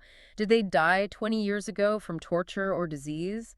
The family simply does not know. Sapar Iklim does not know. That is a very specific, agonizing kind of torture, isn't it? The not knowing. It freezes the entire family in time. It is psychological torture, and the source emphasizes that the real number of disappeared people from that 2002 purge could easily be in the hundreds. So the three brothers are just the ones we have detailed records of. Because their brother, Sapar, is out here in the free world, actively fighting to keep their names on the record, most of those families have no one to speak for them. And what about Sapar Iklim himself? He's safe in Sweden physically, but he's not exactly living a carefree life, is he? No, not at all. He is currently on an international wanted list. Interpol. Right. Yes. The regime has weaponized international law enforcement tools, specifically Interpol red notices, to try and drag him back. So his movements are highly restricted. Very restricted. He faces active entry bans in various countries. The source specifically notes he has been strictly banned from entering Turkey for the last 3 years. Which is pretty significant given that Turkey is very often a major hub for Central Asian exiles and business networking. Exactly. So he is a political exile in the absolute truest sense of the term. He is boxed in, hunted, heavily monitored, and yet he is still working every day. And that brings us back full circle to the Exile Lab. We started this deep dive talking about that green stamp on the dossier. Right. What is he actually doing in Sweden? Is he just writing angry memoirs in his apartment? No, he's doing something much, much more ambitious than that. He is actively trying to reconstruct the memory of an entire nation. Through the archive. Yes. Exile Lab International isn't just some blog complaining about the government. It's an organized attempt to perform what he calls civilizational analysis. Civilizational analysis. What does that mean practically? Well, Iklim views Turkestan, and he uses that specific term very intentionally referring to the broader historical Turkic civilizational space.